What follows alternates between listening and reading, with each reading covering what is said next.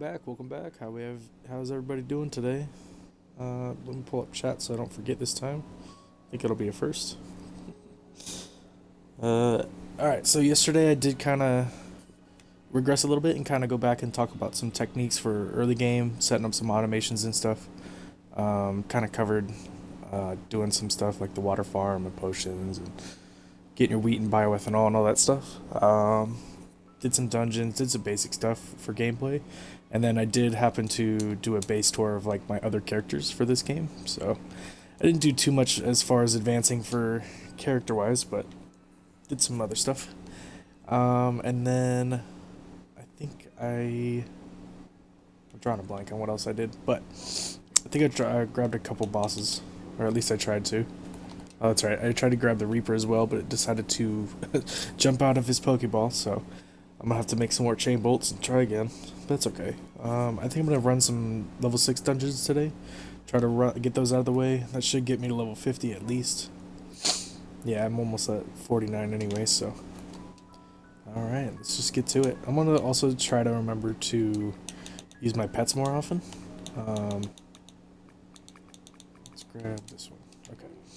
Just like have them out during fights, just so they start getting experience. Also, if you guys were here yesterday, I had trouble with placing my trees. I'm not sure why. When I went to do these ones, I put trees in these displays, and it's never happened to me before, but they like fell through the flooring into the ocean. So I decided to make these instead. You'll still be able to see them, but like underneath the trees. But these are also display items, so I'm hoping that since these are big or bigger, maybe they won't show, or they won't fall to the ground again. So let me actually face these the right way.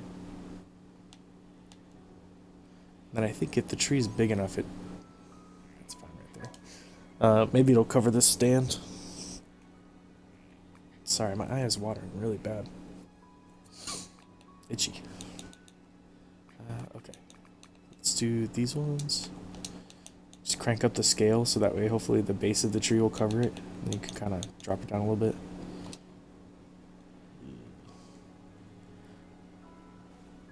Eventually I might replace these floors with the grass floors, so it might actually help hide that a little better. That's fine. It's as long as it's there, I don't mind. Okay, I think it was right there. Yeah. And I just hope these don't fall through the floor, and I have to do that retrieval process again. I think 0.5 is good. Oh no, it's not. What was it? 1? 0.6.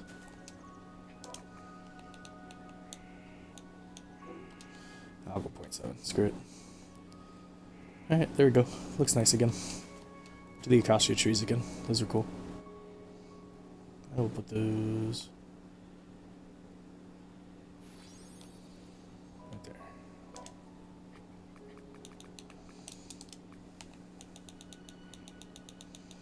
Get some shade in my base. Yeah, I like that okay, see that completely covers it. Looks nice. Sweet. Let me turn that one so it's not sticking into that thing. Alright, aging facilities. Bye bye. I don't think I need you anymore, honestly. I might actually need you more. But that's why I have that running. I left that up just in case. I still need that, so. Wheat farm. Wheat flour. Bioethanol. 77. Okay, so not a lot. You know what? Since this is operating now, again, I'll just add more cooking pots. I'll do that later. I don't have any on me. Let's focus on what I was doing. Okay, how many squares over?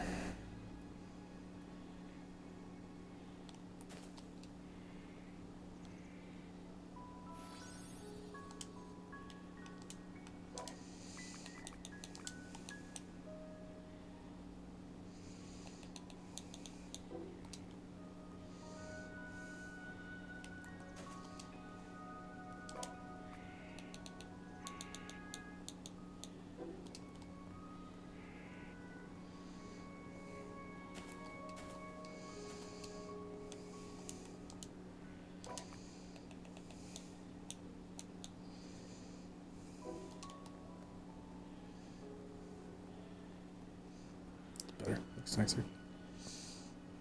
Cool. All right. Um, and since my inventory is almost empty, I might as well just go ahead and go straight to dungeons and keep knocking those out, get some experience. Let my pets start leveling up.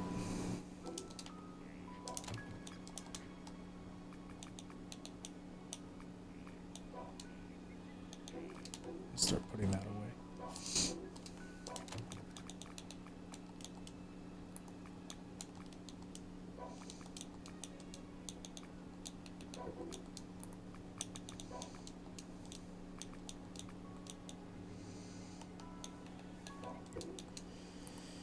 Okay. Put the fish fillets away. Oh yeah, I built a bunch of helicopters so I'd remind myself to grab one every time I left, so let's put some right here. I am thinking about making a helicopter pad for some reason above like this area, but just for looks.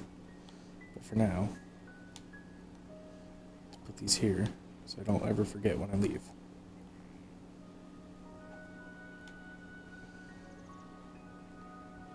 Cool. Good enough. I'll just store the rest here.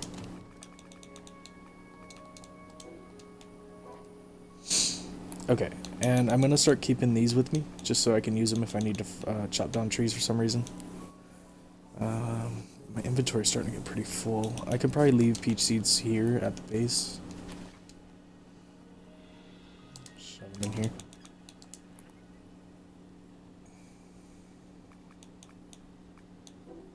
Yeah, it should be fine. Retriever rod could probably stay at base, but whatever. I'll keep it. Okay. So as you guys know, I've been trying to run through the lower level islands, just playing like as if I don't realize that there's more. Just so you, like, I don't miss any content for you guys, and then also it's good to know where like the lower level bosses are at, because say I needed a specific enchantment but not like the best one from like level 7s, it's good to know on like level 6, 5, 4, 3, you know, where the other bosses are at as well. So that's why I've been labeling the Reaper, the Gunners, Executioners, and stuff as I go, just so that way if I need to, I can always go back. Now, I haven't found every single position, but it's fine. It's not a big deal. I also want to fix my merchants, because usually I just go like up the entire left side and have merchants on each island level, but I think I messed that up somewhere, so I want to check on that. And to fix that, bring my merchants. Make sure I have the right building materials just in case I need to move the house. So the floors I use are these walls for the foundation. I also need plaster walls. Might need more of those. That's fine, I'll grab those for now. And then I do the wainscoting for the separators.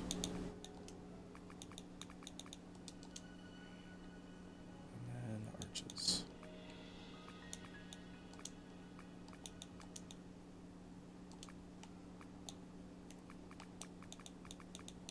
There we go. Okay.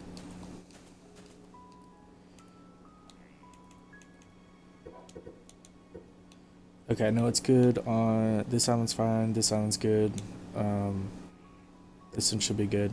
I think the merchants, I skipped this island. I think I may have built them here, but I can still build them on this island. I just need stone. But I have that teleporter thing up in the air.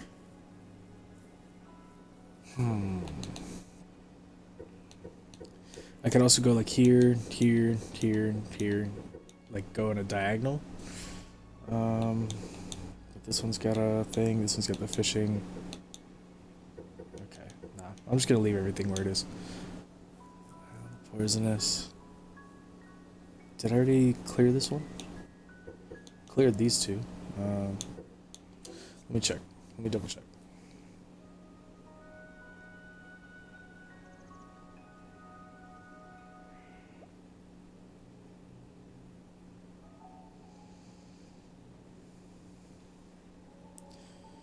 Why does it say my stream is offline? That doesn't make sense.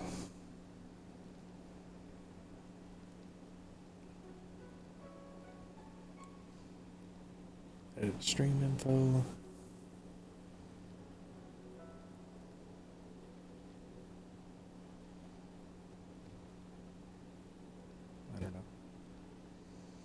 Well, that's really weird. I'll just set it red. If it doesn't change, I'll fix it later. But these are mostly just information, so it doesn't matter if nobody's watching. Okay, so these guys are good. And I also did do all the things. Okay. So I can rename this. Poisonous.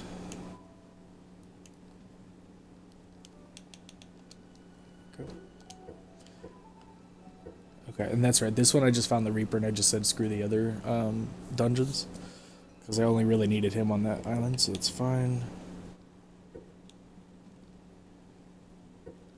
I could always do the merchants here if I need a level 5 merchant, but it's fine. 5 and 6. 4, 5, and 6 share pretty close, so it's not a big deal. And I think here is good too.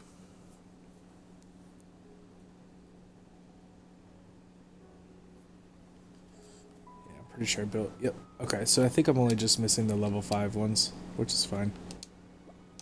See what you guys are selling.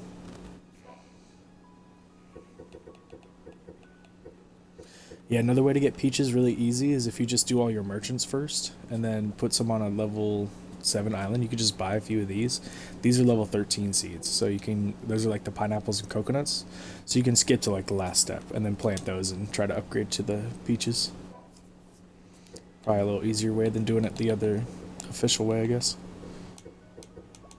Yeah, these guys aren't selling anything I need right now, so probably get out of here and keep doing dungeons.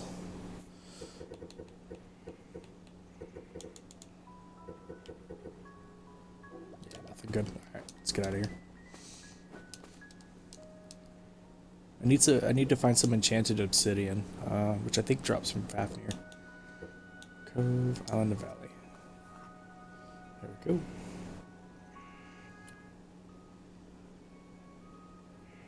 I'm still wondering why my stream says offline. It's so weird. Yeah, whatever. It says I have 2 viewers, that means there's somebody else in here, so it must be online. Let me eat some food. There we go.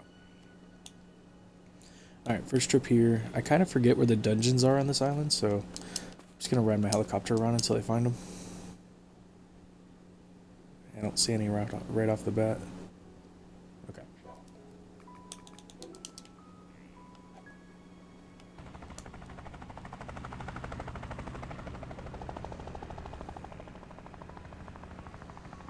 Ah, there's one. Okay.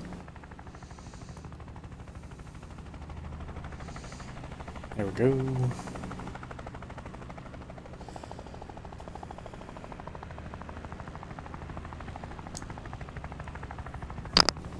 So the main goal today is probably hit level 50 so I can unlock the last 2 missions.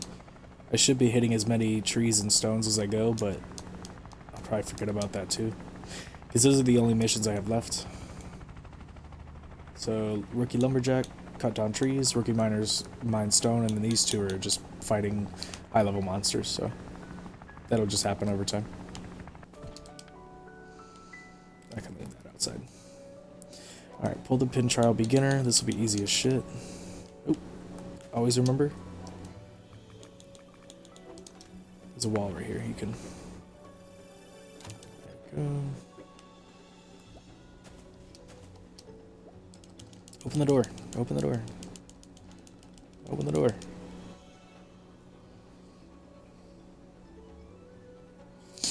Alright, this one will be pretty easy. It's the beginner one. There's always 2 rooms for these pull the pin trials. First floor is always just like the most ridiculously easy. Just pull 1 pin.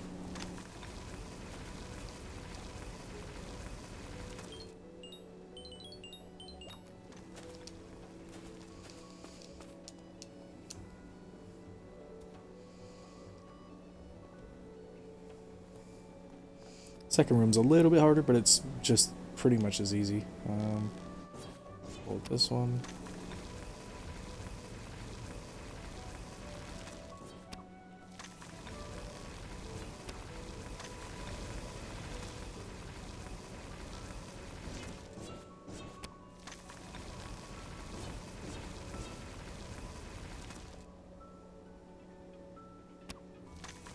It's always a little scary because it gets so close, but Usually it doesn't hit it.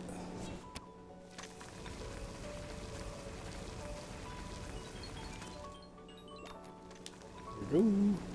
And as I learned yesterday, that lava is definitely a one-hit kill, so don't touch it. It'll do like 5,000 damage or something like that. Oops.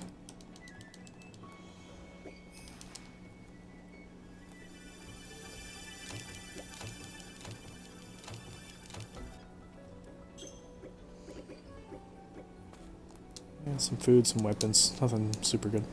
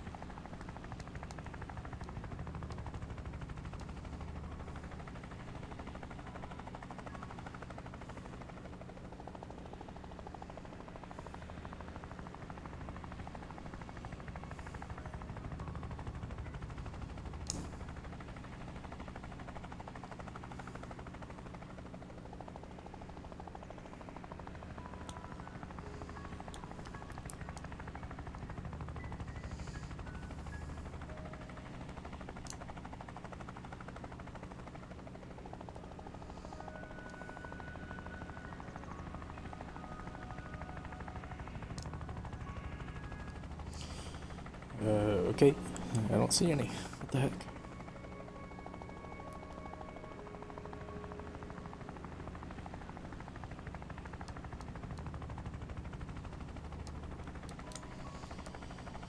Oop. Might be something in there. Nope, that's just gonna be a chest. It did show the icon for a dungeon if there was a dungeon in that little breakable wall.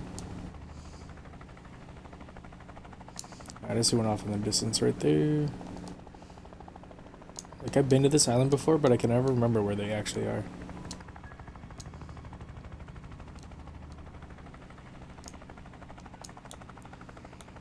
I'm not sure. Oh well.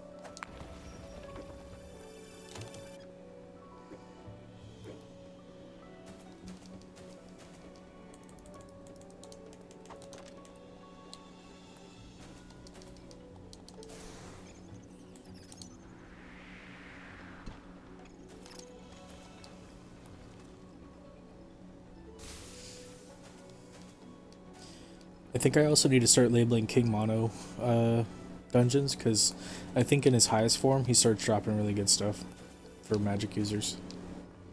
So I think I need to start paying attention to where he is as well. Oh, come on.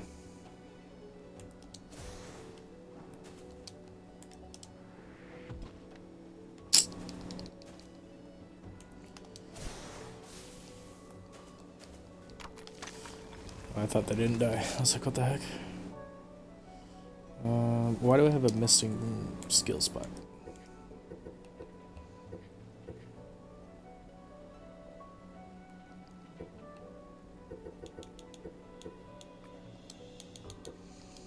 Put it there instead. And then I can throw that other food I was using. No, it's supposed to be the food that gives me a boost. So that's health.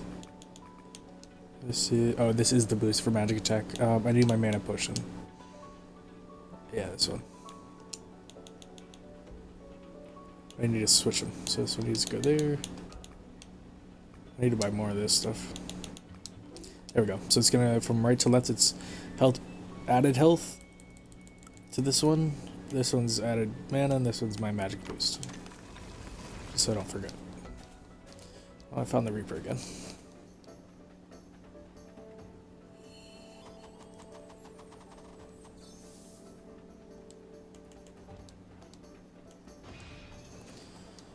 Let's see. 106. Nice. Oh, I just did that one. Whoops.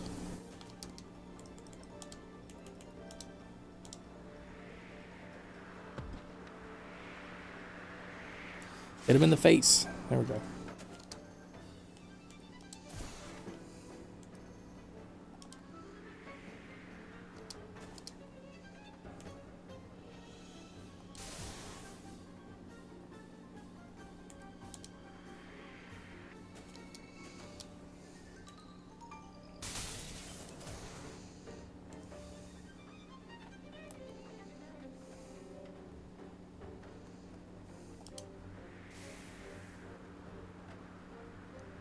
What the I was literally hitting him and it wasn't registering. Come on. Thank you. Sweet. Level 49. One more to go.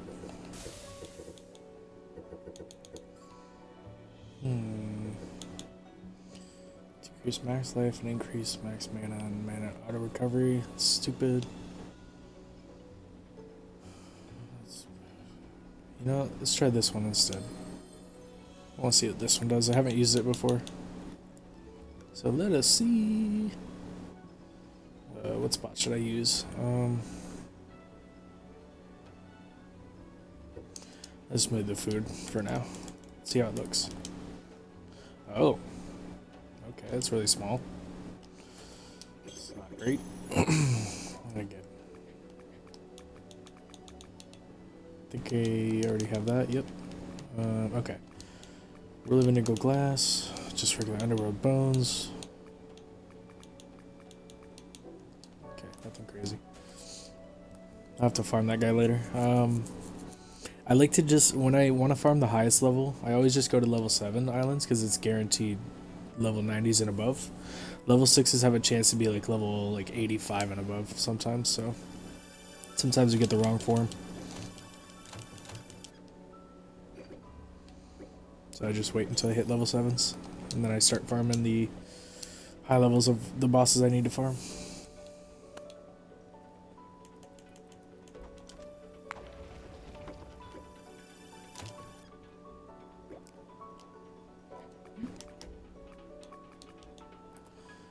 Oh, now why did I do that? Oh, should have done this first.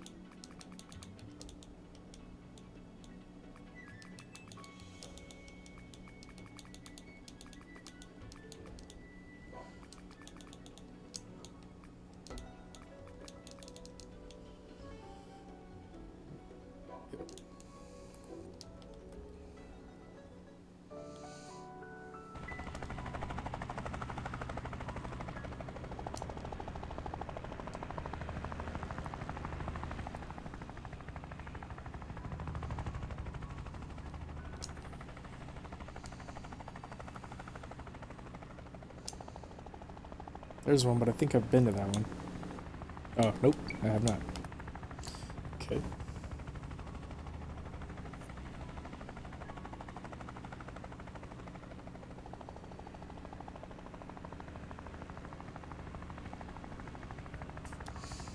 Pull up, pull up. Shit. Oh, there's another one of those bomb cows that's called the Nothing to Lose cows. You have to kill 10 of those for a mission. I always just kill the ones that spawn on the Fallen Leaves Island. Oh yeah, speaking of Fallen Leaves Island, I need to make a trip there and get some of the yellow and red leaves that drop there. So I can make that big old pumpkin house and see how big it is. Okay, let's grab this.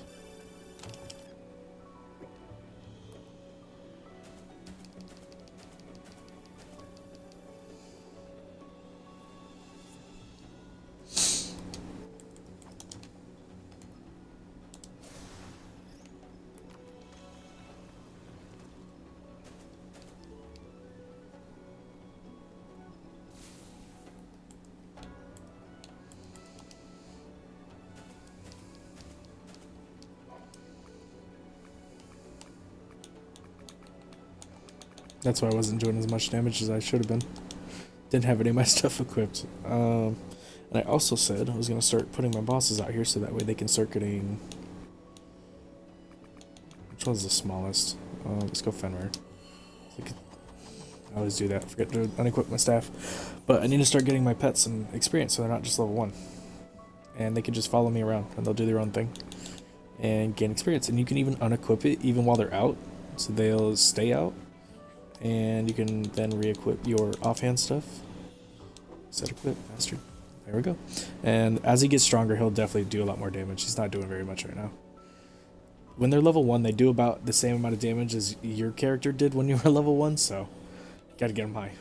Or higher level. Let's see what Miasma does. Oh, it literally just causes poison. Oh, that's pretty strong though. I guess it's based off your attack. There we go. And he's already level 23. See how he did that big ass move? You can't use that move when you're riding him, so it's, you know, somewhat better to let them just do their own thing. Plus, I feel like they attack way slower when you ride on them, so it's kind of a catch-22. It's like, yeah, you can use them, but they're worse. Let's eat my food. This one's a King Mono, so this will be a King Mono farm island for me. Because I already have a Reaper one marked, so I don't need that one. So I can do this one as my King Mono for his 3rd form, and sometimes 4th form. So what level is he right now? 105? Yeah. Sometimes he'll be under level 90. Hey, there we go. Come on, freeze him. Alright, screw it. Let's kill him. Damn. That move is really big. Good job, boy. Level 31 already. Let's go. Hey, he dropped a high grade. Okay. Wise King Ruler. The Wise Ruler part is pretty decent. The 20 plus magic attack is really good. And if you look at eggs, you can put them in a bunch of food. So if I wanted to, I can make eggs out of his... I can make eggs. I can make sandwiches from his eggs. And it could have the Wise Ruler and King Mono on that sandwich. So when I eat the sandwich, I get those effects for however long sandwiches last. So that's how you start getting enchantments on food. But I think I might be able to make a regular item and not just food. See? You can make sandwiches, eggs, bread, and then you get Wise Ruler, whatever on it. Okay, so I guess the only things you would use eggs for is amulets and the charm. So, not really great. And then Mono Fluid is used for punching bags, TNT, Mono Dolls, another Mono Doll, so... TNT, I guess you could get it for making bullets. I don't know. Don't really use it for that. What else did he drop? I think he just dropped that stuff. Oh well. Either way. Not a bad idea to mark him, just in case I have to farm him.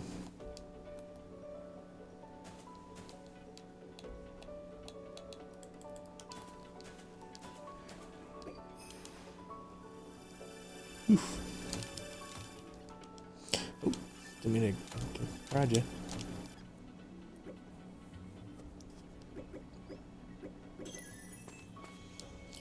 Ooh, we got a couple telepotions. Nice. Yeah, they just usually teleport or follow you. Oh. Oh well. Even if you're riding the helicopter, you can just dip out of here.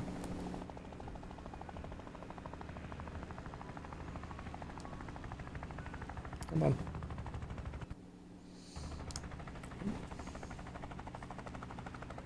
Alright, how many was that? 1, 2, 3. There's got to be at least one more on this island somewhere. Oh, stone golem. Yeah, see, he'll just follow you around. Then you have to pull him back into your Pokeball. Okay, so I spawned in the middle. Like right there. So I don't think there was any... There might be, I don't know.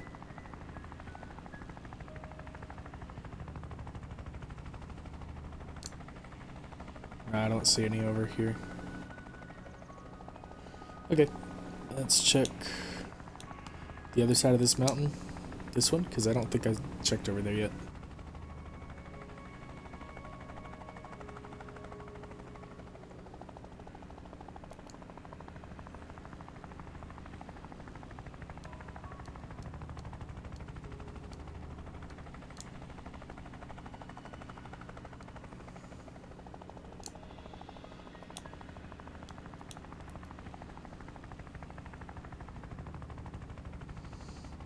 Alright, there's no dungeon mark, so I doubt it's not in there.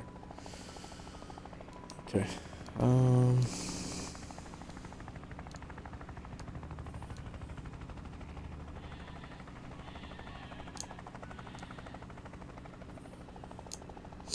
Okay, and that was the first dungeon I went to, so unless this one only has 3, I'm missing one, but that's okay. No biggie. This will be my King Mono. Oh my god, he scared me.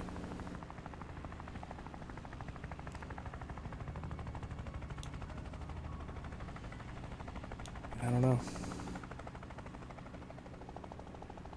Cyclops, though. He's another field boss. You can capture him, but you need the chain bolts.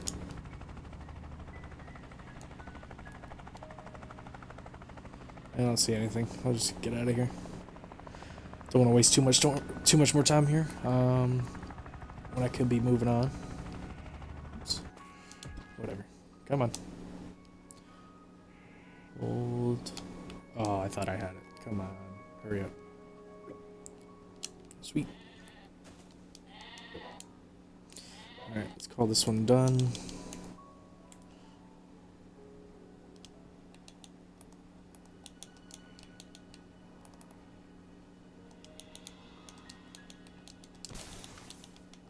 I don't remember what the coordinates were, so I gotta check.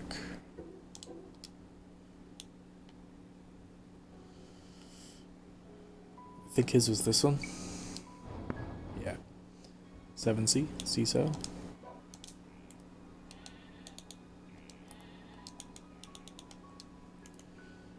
Throw a little plus. Alright, cool. On to the next.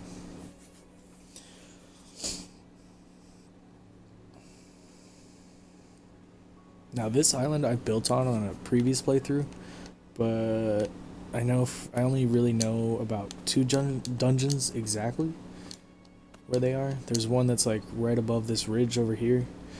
There's one in the volcano, and I think there might be one like right up in between the tops of these 2 mountains right here. Other than that, can't remember. Pretty sure there's one over in the Poison Island too. But let's go. Start with the ones I know.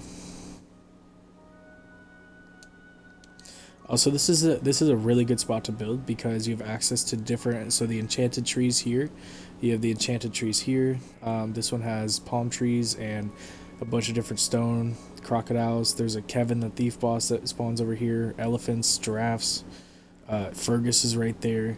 There's a whole crap ton of bedrocks all over the place. This middle island spawns friendly stuff, but it also spawns skeletons and werewolves, so you have to place a couple of those talisman flags. There's a bunch of stuff on this island. There's access to all colors of the herbs, so red, yellow, and blue are on one of these specific islands. I think yellow's over there, red's here, and then blue is over there. You can get the snow mint from over there. You can get the hell pepper. You can't get hell peppers. That's the only thing that's really missing from this island. Also, there's dragons that spawn on this island over there. Plus all the dungeons, so it's like this variety island has access to like everything. So if you unlock this early, I would suggest building on this island. I literally didn't unlock one until like super late. Sucked.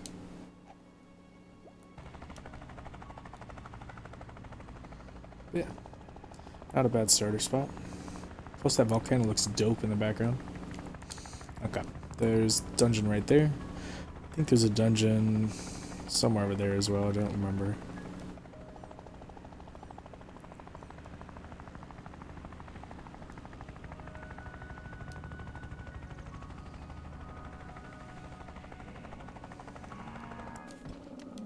Plus, most of the animals that you need to kill for that one mission, like bears, buffaloes, elephants, they all spawn like right here. So it's pretty, you know what, this can stay. Oh my god. So I think I was running out of rare metal last time I was trying to make some chain bolts, so I gotta grab a good amount. I'll still obviously get the bauxite,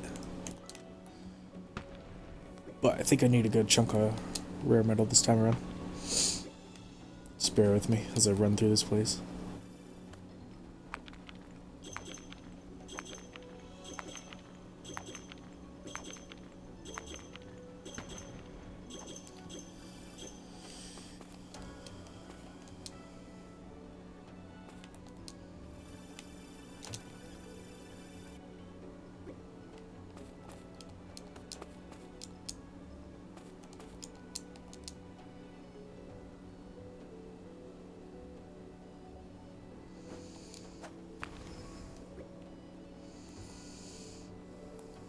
I love that you can still use that skill even if you don't have stamina left. As long as you have hunger, like some hunger points left, you can still use that air dash, even when you're completely out of stamina. Grab some clay almond here, just in case I need to make some more tree seeds. Always need some of this.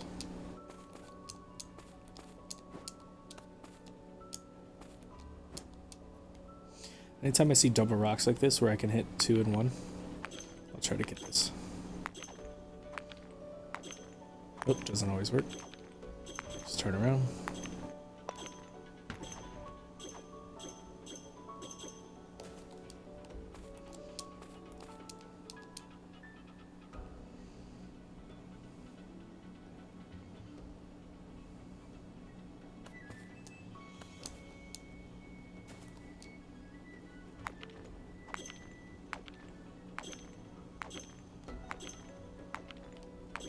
Oops, guess they're a little too far away. Yeah, I'm definitely gonna get the break 1,000 stones first. Then I'll just have to crack down and just chop a crap ton of bushes. It's gonna be boring though.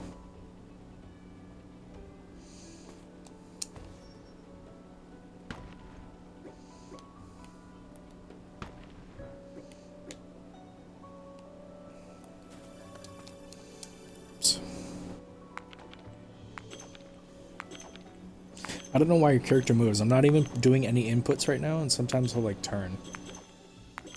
Although I did just turn the camera a little bit, but like sometimes when you'll be swinging without touching him, he'll just freaking turn. And I don't know why he's not doing it now. It's because I mentioned it. See?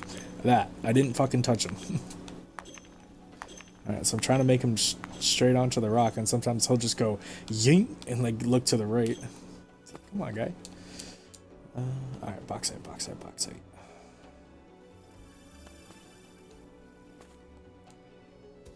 Also, if you're looking for the mushrooms that create the the poison resistance, it's these ones. Detoxifying mushrooms. Once you find the seeds, you're good to go. These ones are just the regular poisonous mushrooms. They're hard to tell apart, but these ones have the little white dots on the top, or like light purple, and I think the other ones don't. Let me go look for them again. Yeah, see how these got little speckles of light on the top? Those are the poisonous. See the detoxifying, I'll show you the difference again. Is that anything? Poisonous. Detoxifying. See how there's none on the middle top? How that's just the regular color? These are the detoxifying. Those are the ones you want to hunt. Because once you get the seeds for that, you can plant them in a planter. Sounds stupid, but... and then combine them with yellow herbs, and you can make poison resistance potions, which you can then go to the poison island without taking damage.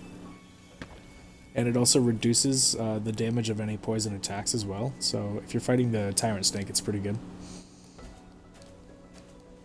But yeah, perfect example. See the difference between this and this? See how that one's got the light spots, these ones don't? Easy way to tell. These aren't actually anything. I don't know why they put these in the game. There's nothing here. I think those are just visual. So don't get fooled. Speaking of tyrant snakes, so yeah, if I take the poison resist and I let him hit me with his poison attacks, it should be lowered. Although he's still high level, so you gotta be careful. Yeah, 92. Yep. Poison, see how it only does 1 damage now versus like 30 or whatever it is. Those are why these are really good. So I don't even have to dodge these attacks really. I can just let him hit me. Let me see how much my poison does to him. How much are you taking? None? Oh, I guess it would make sense that he's immune to poison. It's cool that they did that. So why isn't Fenrir immune to like ice and stuff? That's weird. Be consistent, game. Whatever. I still love this game. Don't really need the bones from him. Once again, I'm just not taking their drops because they don't give me good enchantments. Like Cruel Tyrants is not that good. Cruel is just crit damage, and Tyrant is just attacks. It's not even that good of enchantment anyway, so I'm just not grabbing those.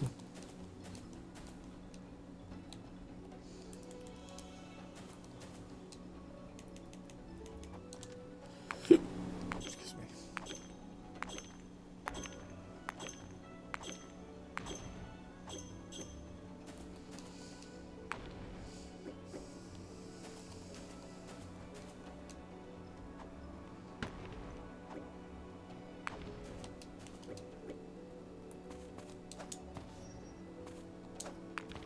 Whiff. Alright, screw it. I'm out of here. That should be enough. How much did I get? 132? That's fine. It's 20 of the heavy steel ingots per chain bolt, so 4 I need 80. So actually, you know what? Let's probably try to get like 160 per dungeon, so that way that's 8 chain bolts just from the rare metal. Because there's no way I can get that many in bauxite, so I know I'll be able to keep up with the rare metal if I get that many. But I didn't get that many, so let's get some more.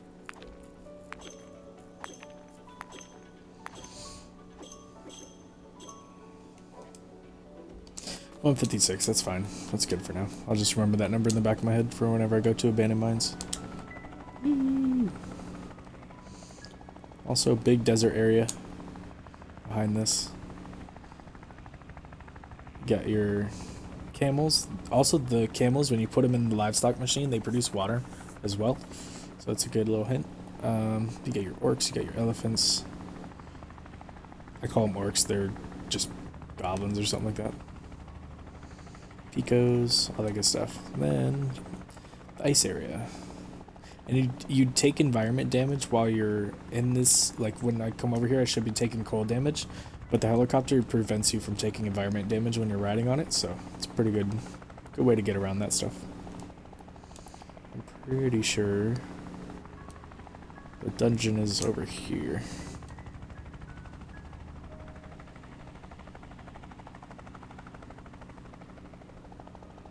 Oh, also these random snowballs will just start falling, and the more distance they travel, the more ice they cover. See how it got bigger? So if I went and I pushed it further and kept it going, it'd get really, really big. And it could potentially kill you if it hits you. Yeah, see how I just got I would need cold resistance level 3 or higher? I'm still not taking health damage. Because I'm on the helicopter. Okay, I could have been wrong about the location of the dungeon.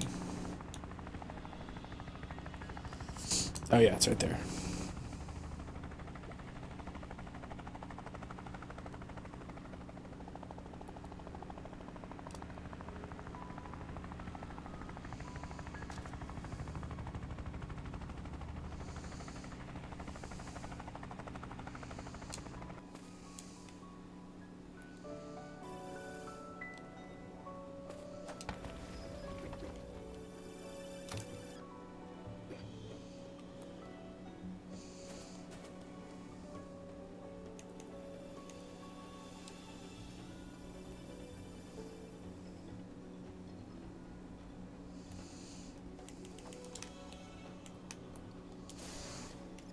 Die, little children.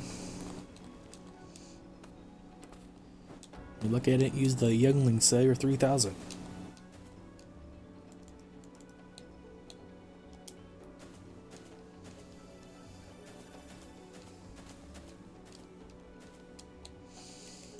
Infinite dodge rolls. Woo.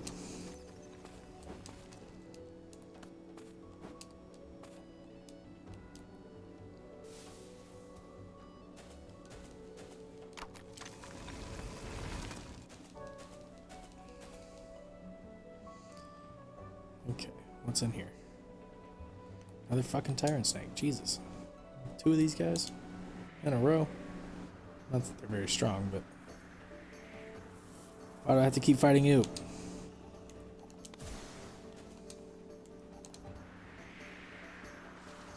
Damn, that was without me activating any buffs.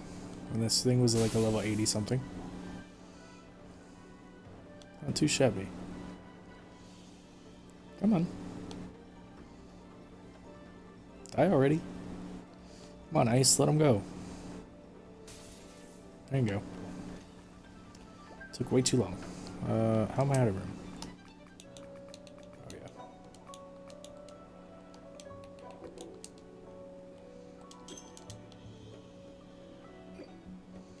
Sweet.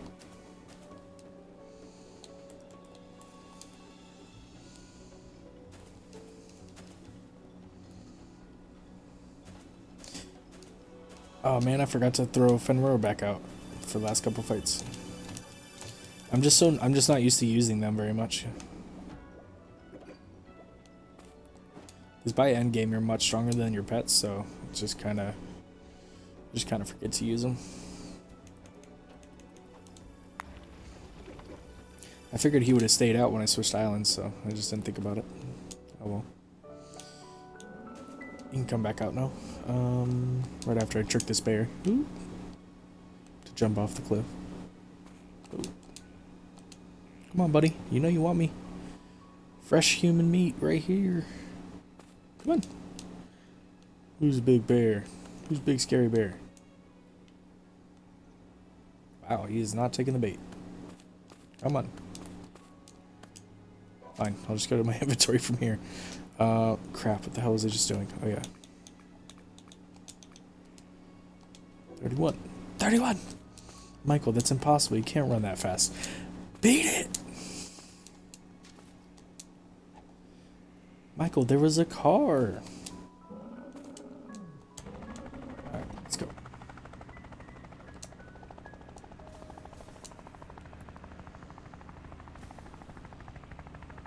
Now, I don't remember if there's another island or another dungeon on this island or not, but if you need the relic, it's right there. The top of the right-hand side of the mountain. Yeah.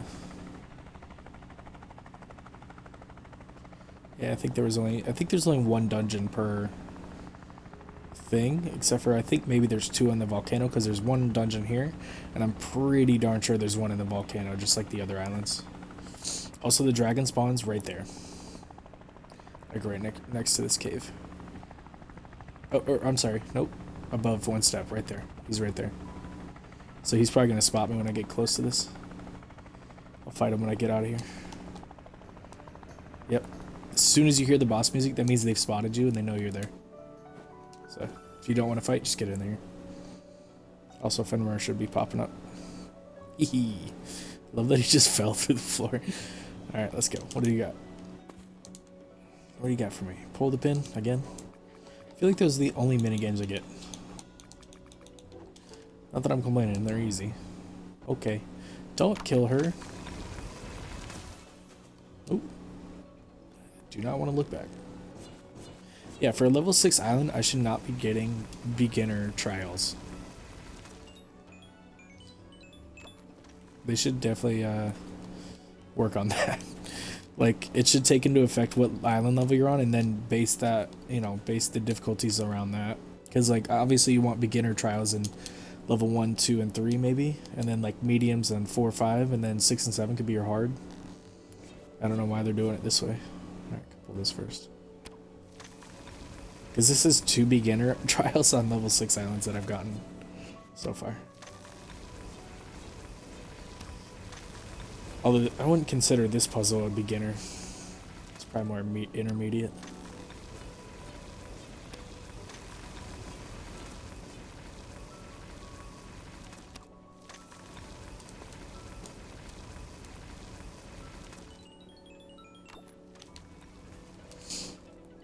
Come on, buddy. Even though you didn't get any experience. Love how I threw him out for the dungeon that didn't require any fighting.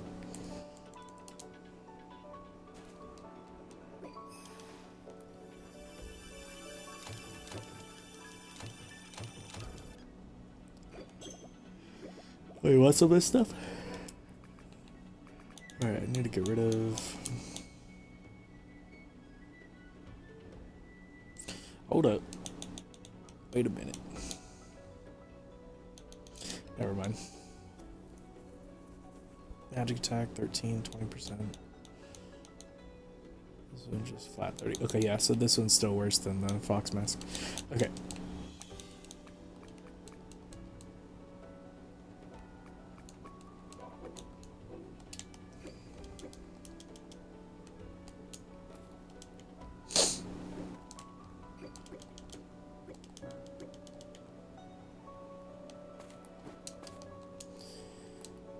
Alright. Skedaddle on out of here. Oh, don't jump on that.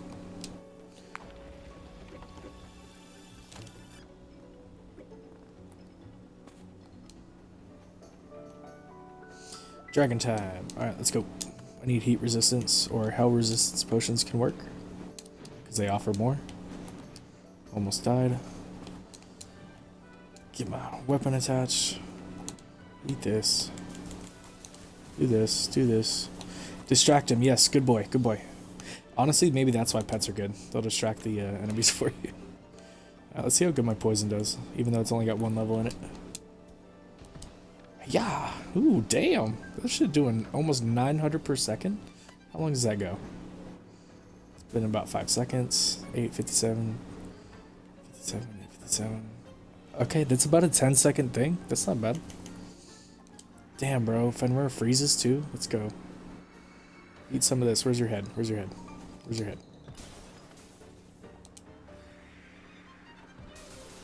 Get fucked. Get fucked. I wonder if using my own dragon would be hard to tell the difference between the two. Alright, what'd you drop? Oh yeah, he loves to hit the environment, so it's easy to collect resources when the dragon starts spitting the fireball. So sometimes if you want to collect a lot of things, just let him start attacking and just follow, like lead him to areas so he can break things for you. Okay, let me see.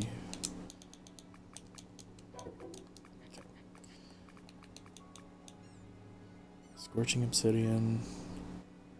Oh, that'll be good. Oh, actually, that'll be very good for when I do my attack build. Scorching, scorching, scorching. I need more scorching. There's a better enchantment version. Bone meal. That's what I was trying to remember what this thing does. I guess it makes a couple different weapons. And tank parts. Okay, so not important. Platinum. Oh yeah, I need platinum. I need to start worrying about getting enchanted platinum. So Crimson Dragon, that's good. For my attack build. And the reason I need platinum is when you go in here and scroll down, platinum is made for elemental ingots, right here. And then elemental ingots can help me make both the wizard cloaks, which I'll definitely need to make, and then also, there's something else. Oh yeah, the hats. So platinum will be good. I need to start grabbing some good magic attack platinum, so I can start thinking about my headpiece and my body piece. Is good because the ones I'm wearing right now aren't very, I mean, they're okay, but they're not great. This one has 1 enchant, this has 2 that are useful. The other weak point in my armor right now is my weapon is garbage. It's only good because it just has strong base attack, or base magic attack has like almost 900. That's the only good thing about it. So as soon as I can farm Fafnir on the highest level, I'm going to do that so I can make his weapon. And then I'll start doing a lot more damage. Okay, next dungeon. I think it's up in the volcano. Where is my helicopter? I left it down here. See? I always end up leaving the damn thing behind. That's why I just made 10 of them. I said screw it. They're pretty cheap to make. Alright.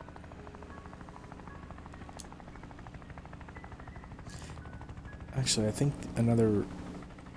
Oh no, that's on the regular dungeon or the regular fire island. There's another dungeon down here. This one, the variety island's a little different. Also, that is a very big red mono. That might be really high level. It's probably in the 120s, 130s maybe. It's like twice the size of these guys right here. Alright, yeah. These guys are level 73. This thing is a fucking Jesus big. Oh god, oh god. I forgot about him. Possibly doing that. Alright, what's his health at? What's his health at? What's his health at? Alright, he's in the red. Don't kill him. Don't kill him. Don't kill him. No, you killed him, you bitch. Damn it. Wow, he just straight up climbed the face of that thing. Where's my helicopter? Okay. Whoops. Yeah, I forgot he's just gonna attack everything. Oh well. I was gonna catch that, but guess not.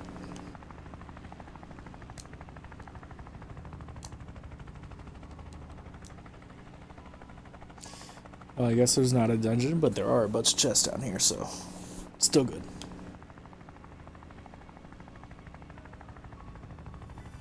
And I think this stuff will have the more scorching enchantment instead of just regular scorching, so better for attack. Yep. So, okay, these are so loud, I'm sorry. So more scorching. If you come back down to the obsidian, which I grabbed, so scorching is just plus 10 attack, plus 20 life. This one is plus 20 attack, plus 30 life, but it also minus 10 defense, so it's a little bit better, but it's more of a trade-off with the lowered defense. Spell engraven green curry.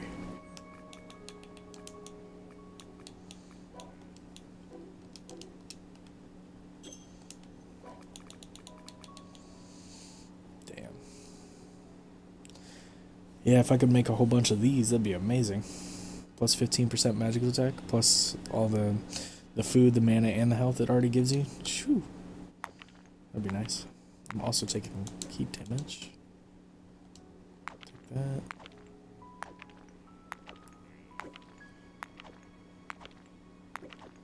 I'll grab this just in case I end up wanting to throw more scorching on something. I might as well. It's here.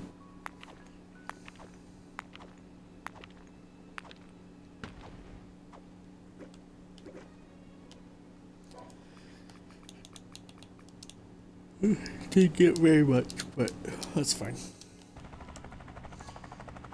Alright, let's get out of here. I think there's another dungeon on the Poison Island, and I think that'll be it for this island.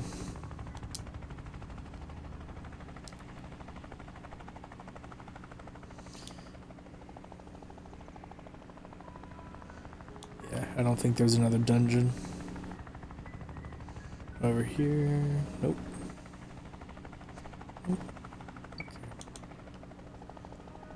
Yeah, and I think the only dungeon for the desert is on the very top right there, so.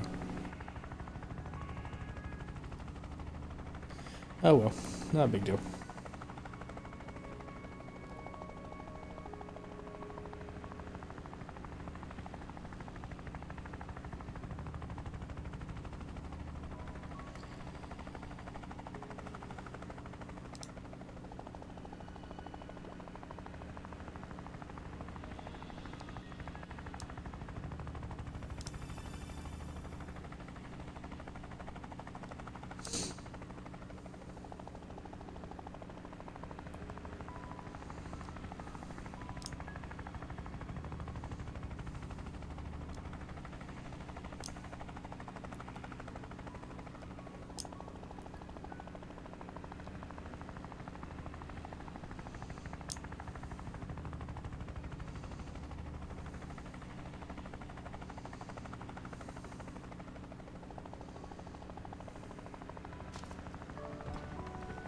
I don't know how I didn't see that crocodile.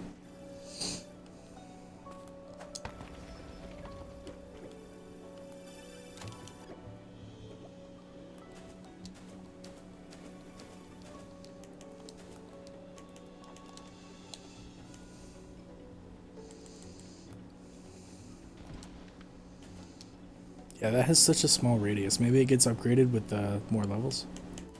But compared to being able to just hit like an entire room with this, it's not very good. Oh, he blew up. What a jerk.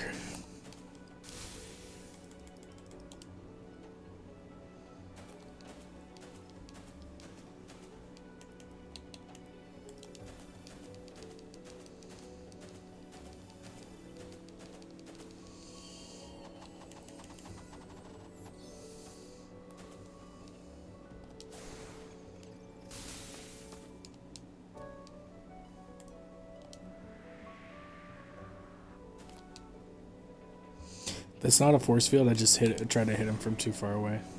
In case anybody's wondering why that wasn't working. So you can stay laying down on the ground, like you don't have to get up right away. Eventually the game will make you get up, but if something's like stun locking you, just stay laying on the ground for a second, and then wait until they pass over you, and then you can get up. It happens a lot with like the bear and the like the King Mono and stuff. He'll stun lock the shit out of you.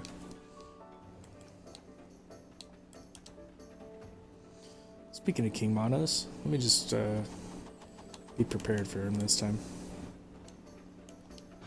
You know what I just realized? Let's do a couple combo moves on this guy. He's usually going to do the bounce thing first, but he didn't that time. Let's do this. Let's do this. Let's do this. So it's doing multiple damages at the same time. Yeah. Get low of that. And then if I felt like it, if he still was alive, I could have froze him in place, and then he would have been taking frost, lightning, and poison damage all at the same time. But he was too weak, so couldn't stand to the pressure. That's why I like magic. It's like you can do multiple types of damage at once. Unlike like dual wielding and stuff. Like sword users, you're limited to like you have to be basically right next to the thing you're trying to kill. But at least with magic, you have a couple options.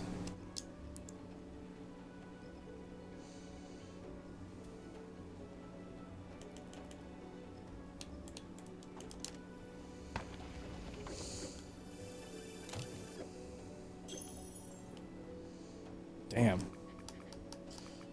What was the final deadly thoroughbred ancient? Okay, it's not as good as I thought it was. It just looked kind of crazy from the pickup.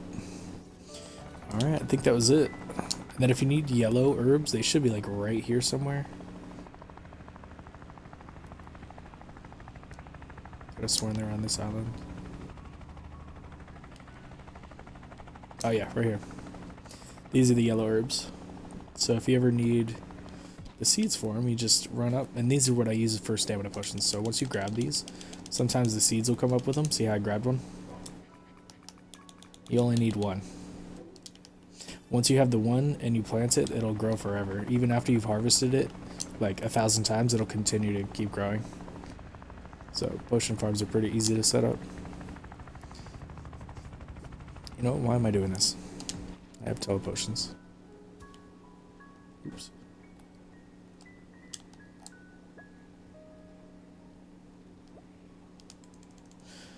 How do I not have room? Oh, duh. Swords.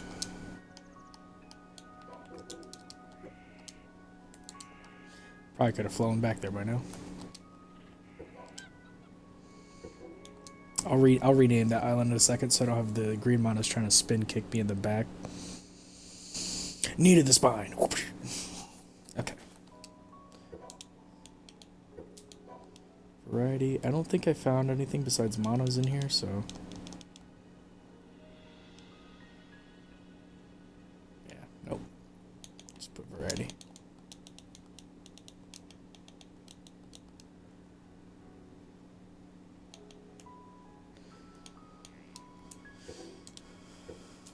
Alright, Island of Residence. Time to get your ass kicked.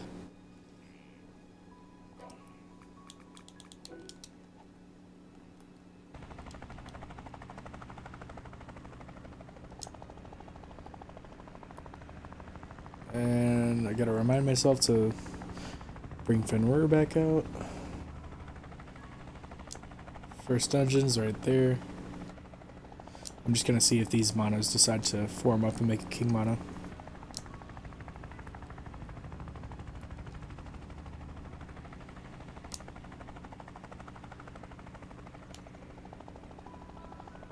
Oh, no? Okay.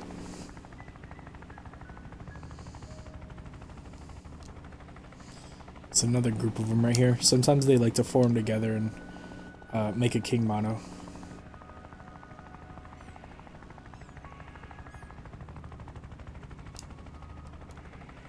No? Okay. Alright, Royal Tomb. Good. Because I still haven't found a Griffin yet. So this, I did double check. So the Royal Tombs only have a chance to spawn either the Griffin or the Lizard Gunner. So it's only the two. So you have a 50-50 chance of it being the Griffin. Which is what I want. I mean, I need both for... I need to farm the Gunner, I think. He drops some hard leather. That might be useful. For my attack build. But for now, I definitely need to find the Griffin. Let's play my attack. Let's do this first. And this. Oh, I hit.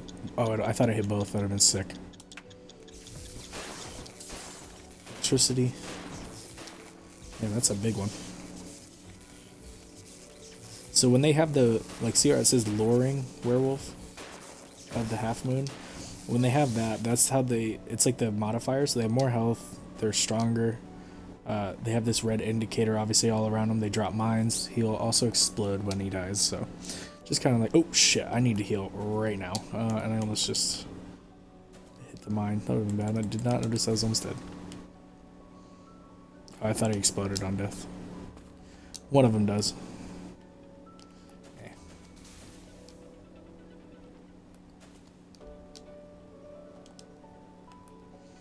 It's easy.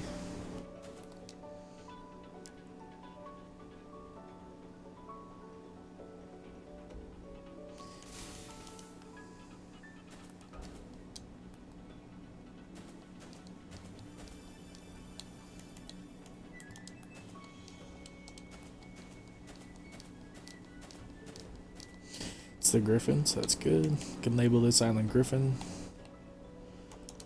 So make sure I'm wearing my actual fucking stuff.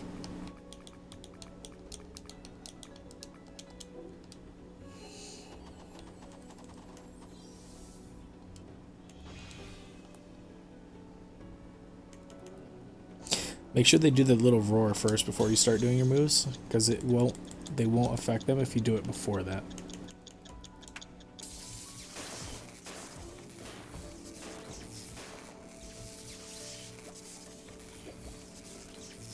Gotcha, bitch. Alright, get rid of these. Don't need this. All useless. Alright, Griffin at this location.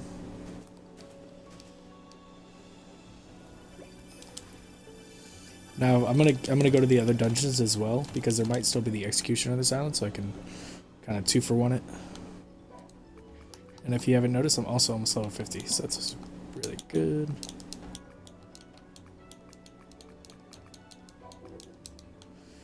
I'll let you guys see that.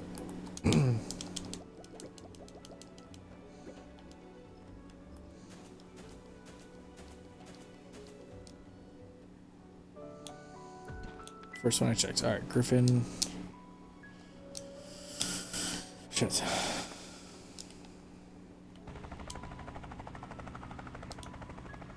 Griffin at E6. Okay.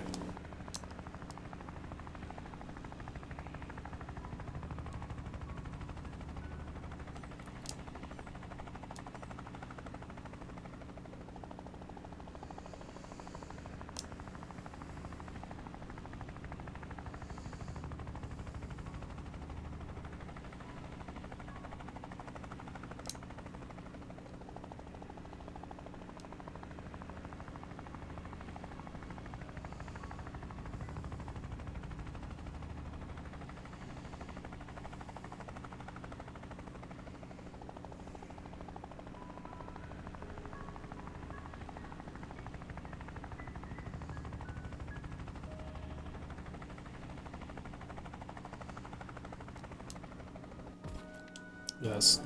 Almost smooth until I chopped my head off with the blades. No. God damn it. Sometimes like I'll let go and like the momentum of the character will keep going like a couple inches.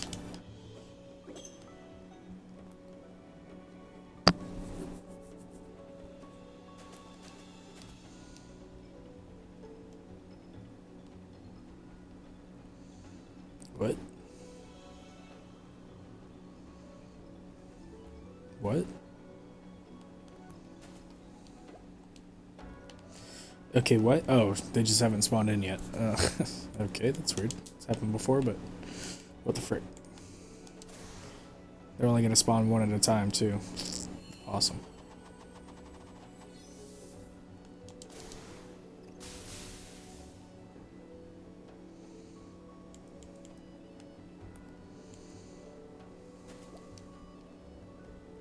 Come on. Ugh, tell me I have to go in and out 3 times. Oh, there's one more.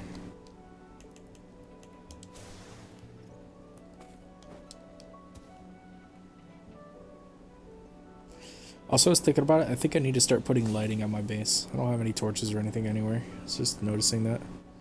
There's torches here in the walls. Gotta start doing that stuff at base. Because I still want to keep expanding my base and making it look cool. I'm the one that has to live there. Alright, maybe I just gotta walk away a certain distance before spawn. I have to kill one more after this.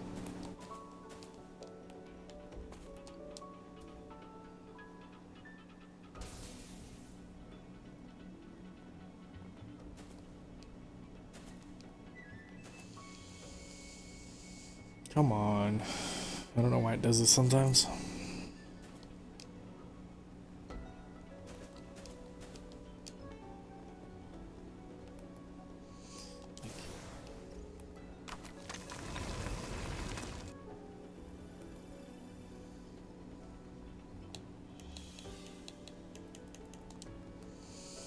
Bro, what the heck? Okay, it's right there. It's like, no way, don't do this again.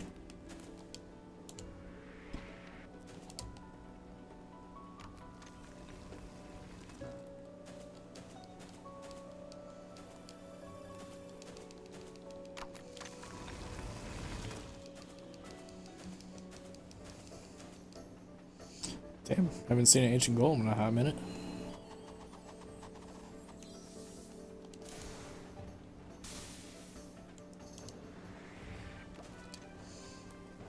Even the final form of an ancient golem's so weak.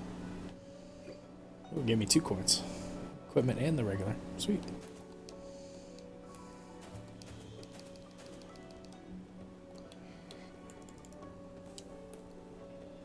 Oh shit, I am so sorry, bro. I just noticed. It's a force field. King Mono's a prick.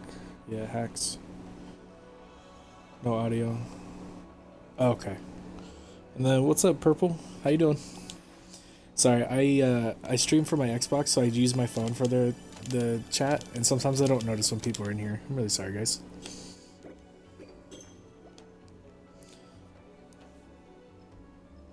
Yeah, I can now.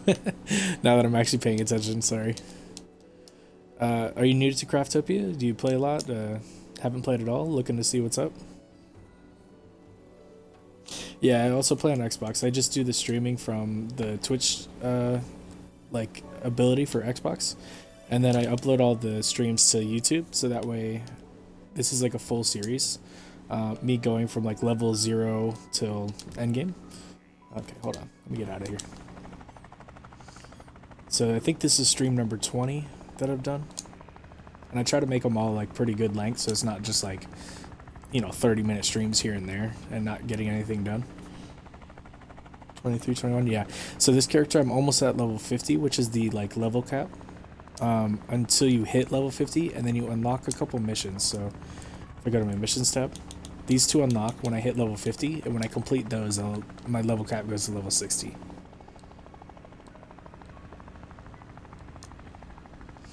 Your actual level doesn't matter too much in the overall scheme. That's more like an indicator of how many skill points you have. It's more about what enchantments you have on your build that determine how strong you are. So if I go to my... Let me land so you can stop here in the helicopter.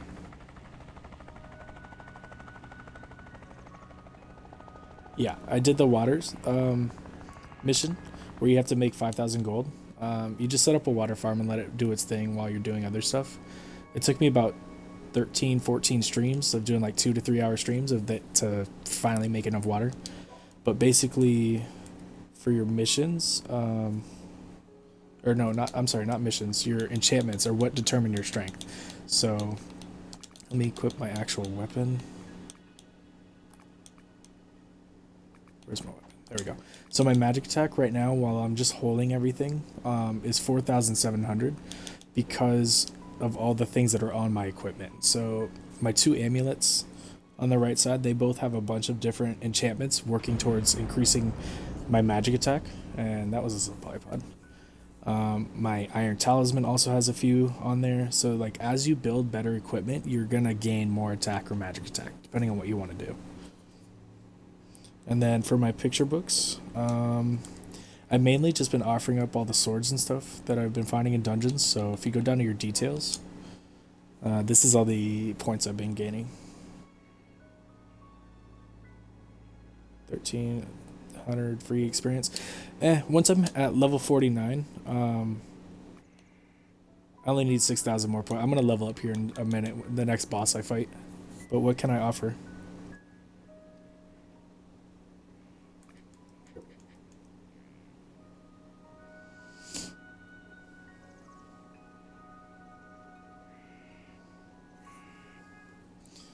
Yeah, I've already maxed out on some of these swords. Water buckets? No, I've already finished this. It's under tools.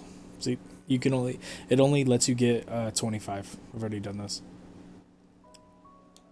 Although I should do monster prisms. That'll give me 250 experience. Yeah, why not?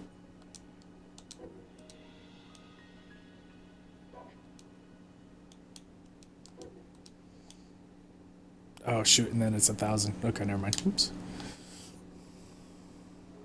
Yeah, for water buckets was one of the first ones I finished up. Hey, let's go, meteorite. All right, please let this be the large one. That's a small one. Damn. Okay, so meteorites are important because you can use them for making artificial bedrocks. Yeah, this one's small, so I can make the sulfur. Damn. What about medium? Bauxite. I have a medium one at my base, but I need a large one for rare metal. Damn, and that's 10 medium-sized ones. Oof. Alright. I can also get them from the material gotchas, so not too big a deal. Yeah, so the Reaper Spirit Scales, you get them from the Reaper guy. I can't, the Messenger of the Underworld. So it depends on what level you're fighting him at, determines how many scales he'll drop. So if you're fighting him at a lower level, like a level island 3 or something, he'll either drop 0 or 1 scale, but as you fight him on higher level islands, he'll start dropping more.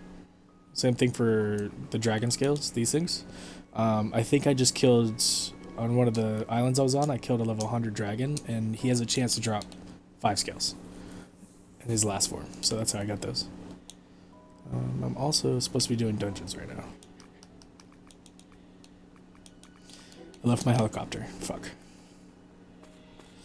I do that so much, where I leave my helicopter behind. But you can make pets that you can ride, so I can just fly over there really quick. No, I'm good. I'm already wearing the Reaper armor. I've already built that. And I have enough scales back at the base to make all the other ones. But this is a solo playthrough, so I don't want to like trade for anything or dupe anything or do any of that kind of stuff. Like this will just be a straight playthrough where everything I get is something I can go farm or grab myself. Where is that fucking helicopter?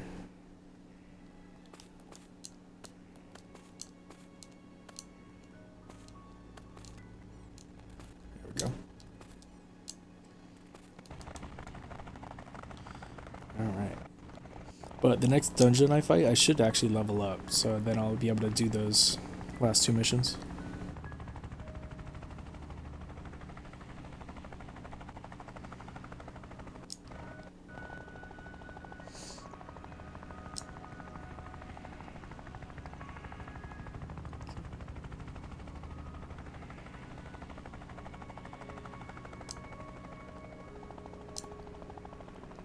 Oh, this one's a mini bot or a mini game dungeon. It's not gonna give me experience. Oh well.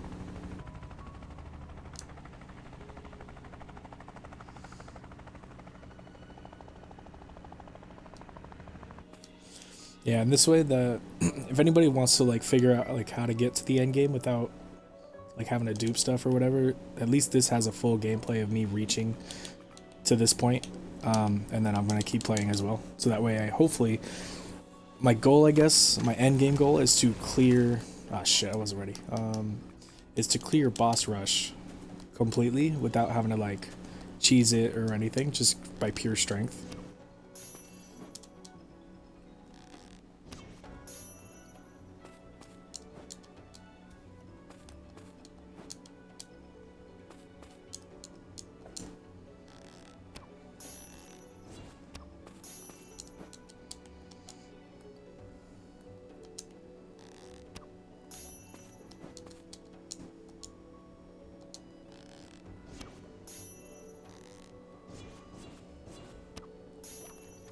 Sweet. No misses, no deaths, no falls. With 22 seconds. There we go. Not bad. That's one of the more fun mini games, for sure.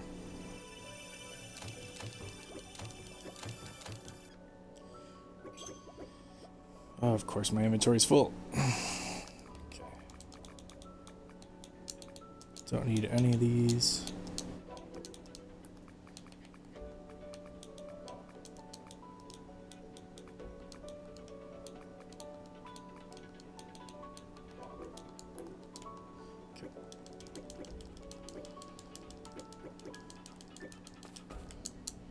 Awesome.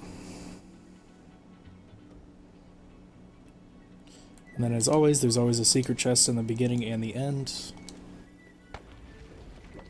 It's good for early game.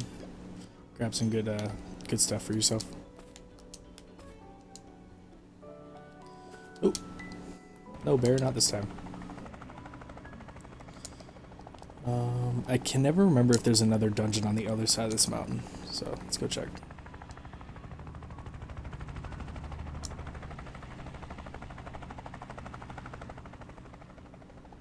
There is not. Okay. There's one this way, though. Yeah, so the way I figured it out is when I first came into a dungeon, I was like, why do I hear chest music? Like, you can hear it, like, shining. And then I turned around and I was like, that wall looks like a different color. And then I hit it with a pickaxe and it worked. But there's two of them. There's one at the beginning, one at the end.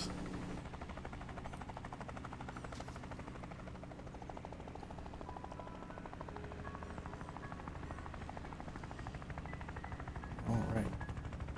If you're ever flying really high and you want to get down quicker than the descending will let you, you can just hop off. And the helicopter does not take fall damage. You do, though, so don't die. You can always pick these up if you want, but I'll leave this one.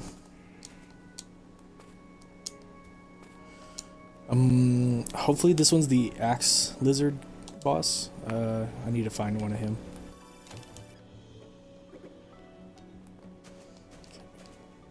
Also, stamina potions are probably the best potion in the game, because once you drink one, you don't lose stamina for about 10 seconds, so you can just spam rolls and sprinting and other stuff, and you can get really far really quick.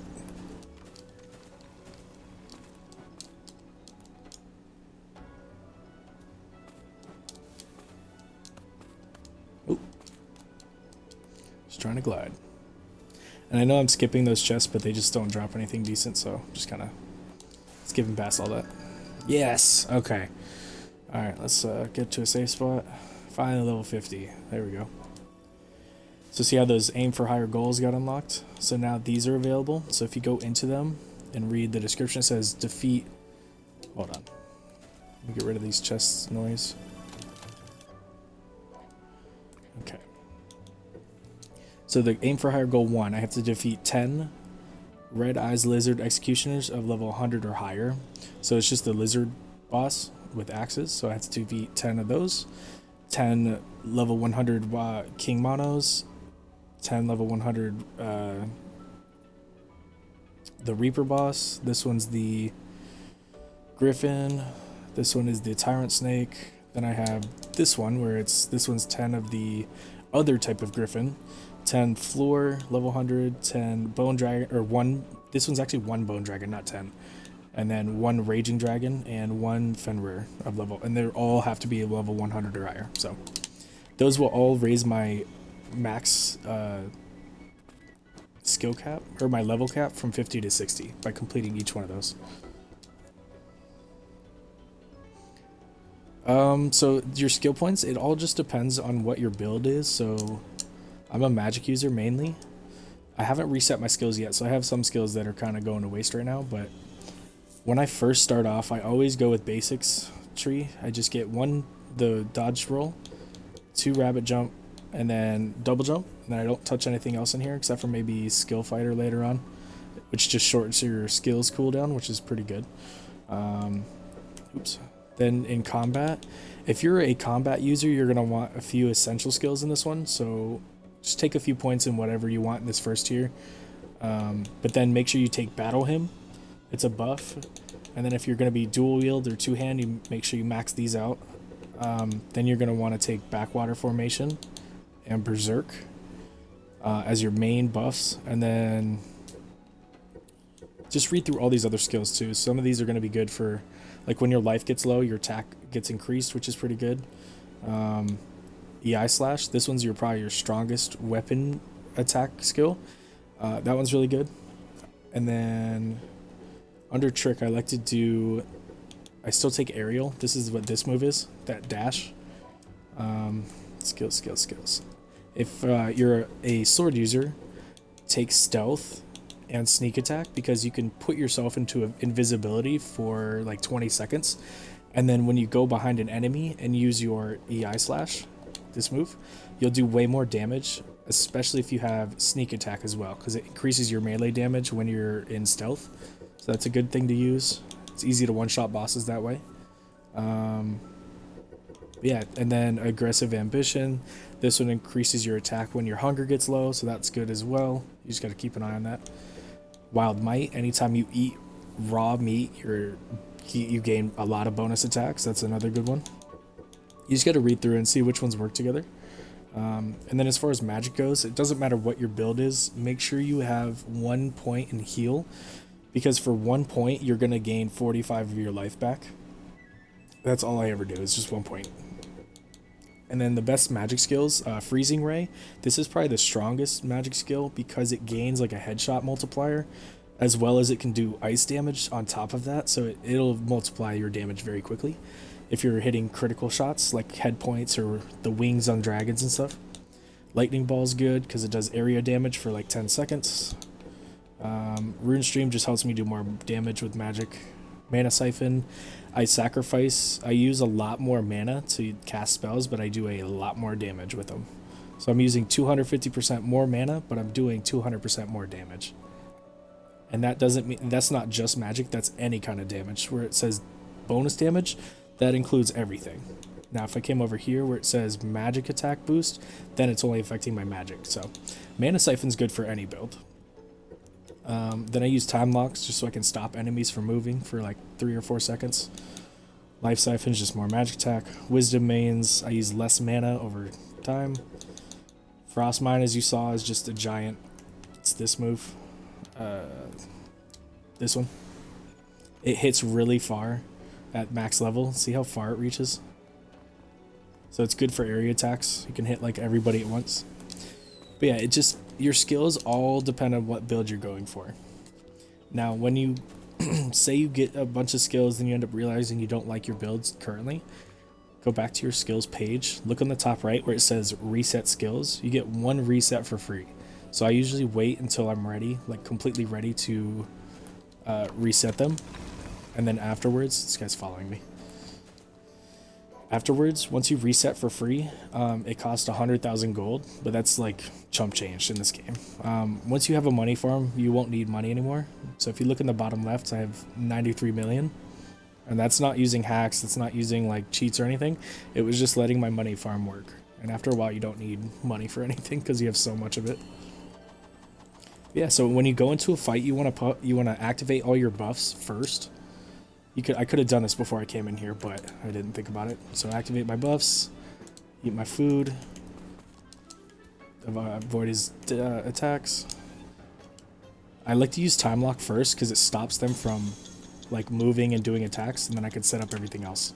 So lightning ball, and then this is my poison attack. So they usually die very quickly because I'm starting to do multiple types of damage at once. And then just grab his stuff. That's it. Now another important item I have, you get these scrolls from the Dark Anubis on Hell Islands level 5. If I wanted to like fight him again, you could just press this, he'll respawn immediately. So it's a good way to farm dungeons. Come on. Shit. This is why I don't like fighting King Manas. They can stun lock you pretty quick. So I just try to hit him with some kind of freezing move and then area damage over time. Yeah, he almost killed me. Alright, let me... 3 gifts for Xmas, there's 10 for me. Oh, nice, bro. 10 gifts? Hell yeah. Yeah, unfortunately, I work at a restaurant that's open on Christmas, so I have to work Christmas. But usually, I get really good tips because everybody's like, oh, you have to work? It's like, well, yeah, because people like you come into restaurants on Christmas. But usually people tip pretty decent, so not bad.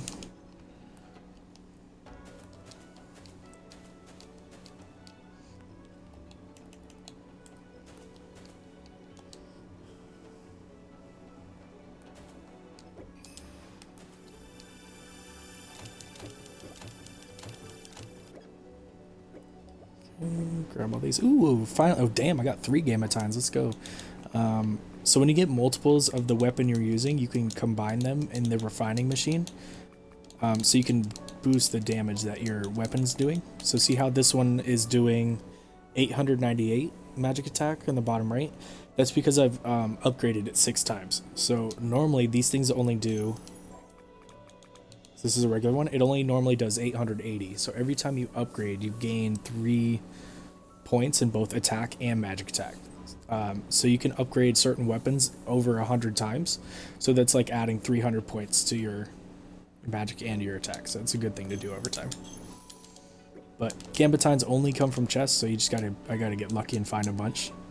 But once I upgrade to the Fafnir's weapons, those purpley looking ones, I can just spam killing Fafnir a bunch and then make like 200 versions of his staff, and then I can just make my one staff that I am using like super strong.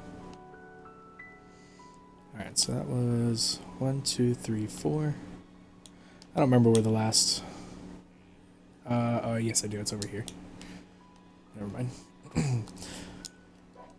Where's the helicopter? Okay.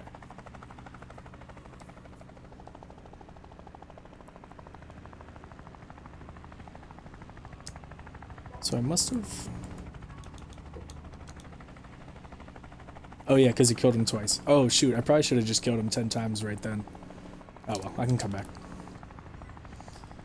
It's pretty easy to kill guys. Once your magic or your attack is over like 3,000, 4,000-ish, and if you have the right buffs activated, you can kill level 100 monsters pretty quick.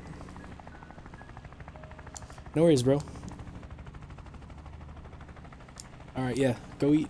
I'll still be here. I usually try to do like at least 2.5 hour streams. Most of the time I try to go over 3, but sometimes I go longer. I have another day off today, but I have to go grocery shopping and do other crap. I do laundry too, so I'll probably take a break around, what time is it, 3:40? Probably around 5 o'clock. I'll probably take a break, go do all that stuff, come back and make myself some dinner, eat up, and get right back on this. I like doing 2 streams on days I have off. It just makes me feel like I actually did something. Okay, it's right here. Once again, you can just suicide hop off. And it's in here. Hey, abandoned mine, let's go. That's good. Where's the helicopter? Still falling. Okay, it's fine, I can stay there. I also have a new skill, so let's go ahead and apply it. I think what I was going for last time was the wisdom because I need to lower my mana consumption. Although, I think it's okay because honestly the most consuming mana I use is this move because it uses a couple mana every like half second. But I have so much mana it doesn't matter. I could sit here and hold this for about 1200 seconds, right? 600 seconds, about 10 minutes. I could literally sit here for, okay, maybe not 10 minutes, maybe like 5. But the fact that I could just do this over and over and over and over, I don't think I need to lower my mana consumption at all. So I think wisdom's fine with just 1 level, maybe 2. But this all comes with like, as you play the game, you get used to certain things. Like, okay, my mana's not as much. So when I do my skill reset, I know I probably won't even need any wisdom. And I can go, because I don't want to use Summon Meteor, because it can't work in dungeons or the boss rush dungeon. So why the heck would I want to use it? Miasma, it's really short range, but I might hold on to it. It does a lot of damage over time. I don't have to worry about mana restore, because I have food for that. High Resurrection is just for multiplayer. Kill an enemy with a low life with 1 blow. Boss enemies, yeah, I don't want to do that. Well, hold on. A powerful attack that can kill an enemy with low life, but the threshold is 50% at the max level. That's not bad. Oh, never mind. Okay, right under it where it says executable life for bosses, I'd have to... Okay, 2% is so negligible, it doesn't matter. It's not worth it. This one just makes you pull glowing blades out of the ground, but they go away after you take them off your equipment. Increase max life. Nah, it's stupid.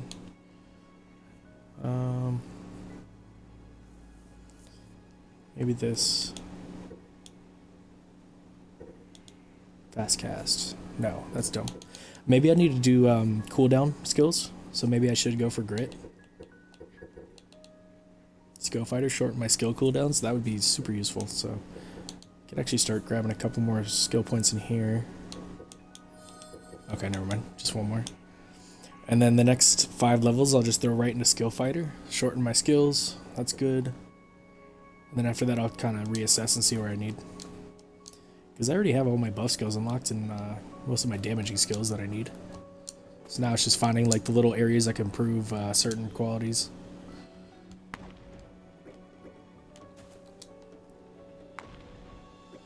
Might actually throw a couple skill points over in the tamer section, maybe. Maybe do guard as well.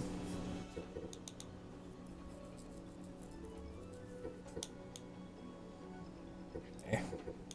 Maybe throw something in trick, like fasting. If I don't eat while the sun is up, I gain magic attack, crit chance, and crit damage. Oh shit. That's all 3? Holy crap. Oh, the cooldown's insane. No wonder. Okay, I was like, this spell is way too good. Fasting for sunrise, increase magic attack. So I can increase my magic attack by 150%, crit chance by 15. That is crazy. But you can only use it like once a day. 9,000 seconds is so long. Keep that in the back of my head.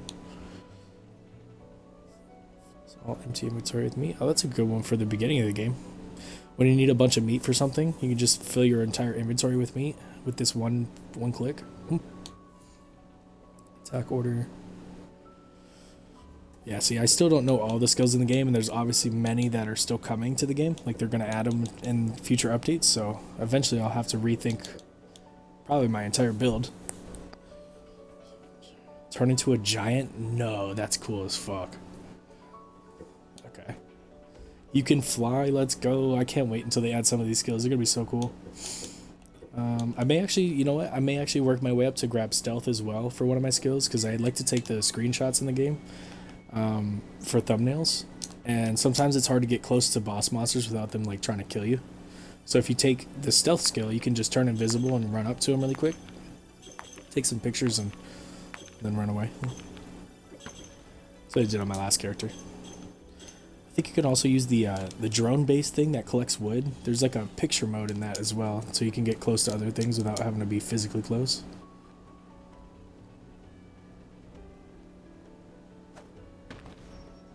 There we go.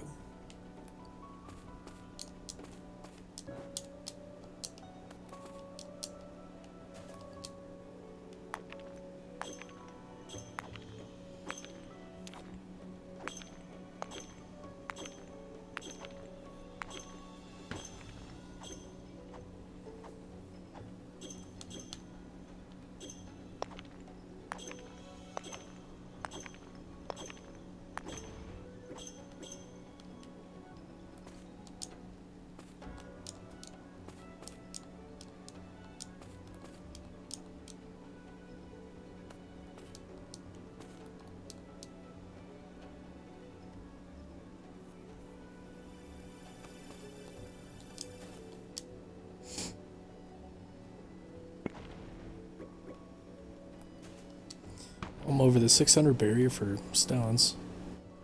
Getting further.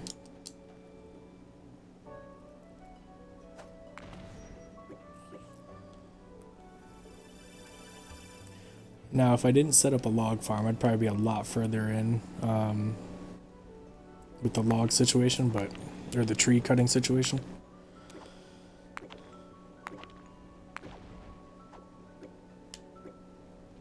Because if you don't set up a log farm, you go through a lot of trees to have enough resources for opening maps and whatnot.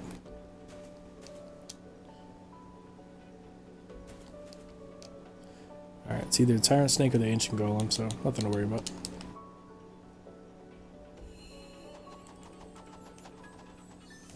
And as I learned, this guy's not affected by miasma because he's a poison type, I guess. Hit him with the time stop. Electric ball. Freeze ray. Yep. That was with no buffs activated. The only one that did activate is the rune stream. And every time I cast a spell, my magic gets a tiny bit stronger, so it's not like it's a huge buff. Yeah. Tyrant Snakes are pretty damn weak, even at high levels.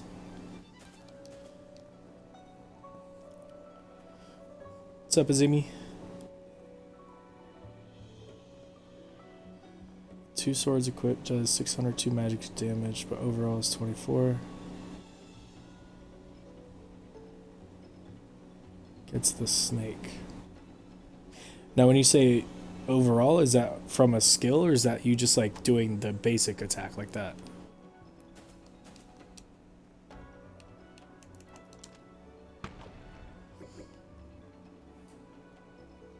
Against the snake. I'm not sure.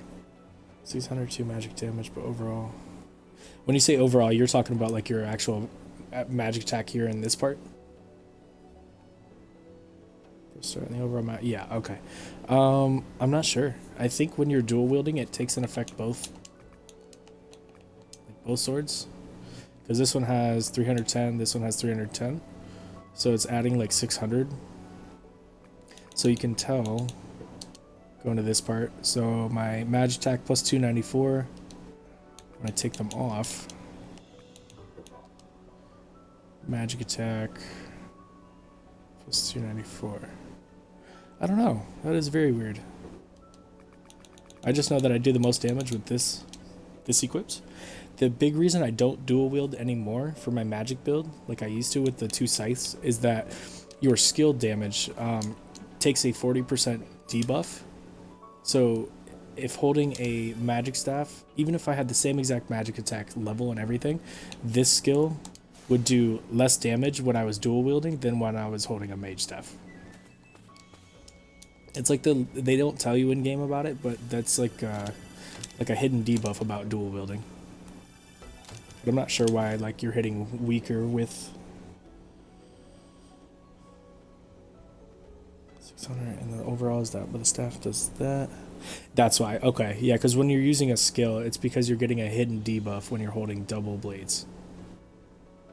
Even though overall you technically have more magic attack with the dual blades. Yeah, it's not going to do more. I didn't know that either until I saw somebody mention, because my first character was a dual blade magic user. I thought that was what you had to do to make the most damage, and then somebody's like, nah dude, check it out. And then also the dual blades don't have this buff. When you do your offhand skill, this magic buff is so strong. So I probably should have shown you the difference, but let me unequip everything. Wait for that debuff to activate, and I'll show you the difference between like non-buffed and then buffed as well, because you can't do that with your dual blades. So where's my equipment? There it is. Okay, so that buff is now deactivated. The only thing I'm holding is my equipment and my weapon, so my magic is at 4745 with just the mage staff buff. From 4745 I went to 7320, so I've almost doubled my damage just because I did the buff from the magic staff. So it's almost always worth it to use magic staffs over dual blades. Where's my helicopter? Last I saw, it was falling down this mountain right here. Oh, it's right here. Yeah. So so after I activate all my buffs, so with this one, it went from 47 something to 73, and then activate Mana Siphon, Backwater, this one, and then I have food buffs as well. But just with those, I'm now at 11,342. So I've like almost tripled my damage just by activating buffs, and I only activated 4 of them. So then on top of that, you can eat food. So I think this is my magic. Nope. This one's my magic attack food. So I think something unactivated, but yeah, 1142, not bad. I've seen people do like 10 million damage before, so I'm not very strong compared to some people that have built really good characters. Yeah, dual wielding is almost always for attack builds. Alright, and I think that was the last dungeon on this island, so I can actually hop off this thing. But that's why I'm able to, like, if I activate all my buffs and, like, fully prepare for a boss, I can almost one-shot him with this move. Because then once all those buffs are activated, I also can get, like, a headshot. See how it was a yellow number instead of white? Those are critical hits. So that move, that Ice Beam, gets, like, a modifier for doing critical hits. So it's like, take the buffs, take my magic damage, and then multiply it by, like, 3, and I can hit, like... I'd have to check on the dummy at my house, but I can hit really, really hard. Which I can show you.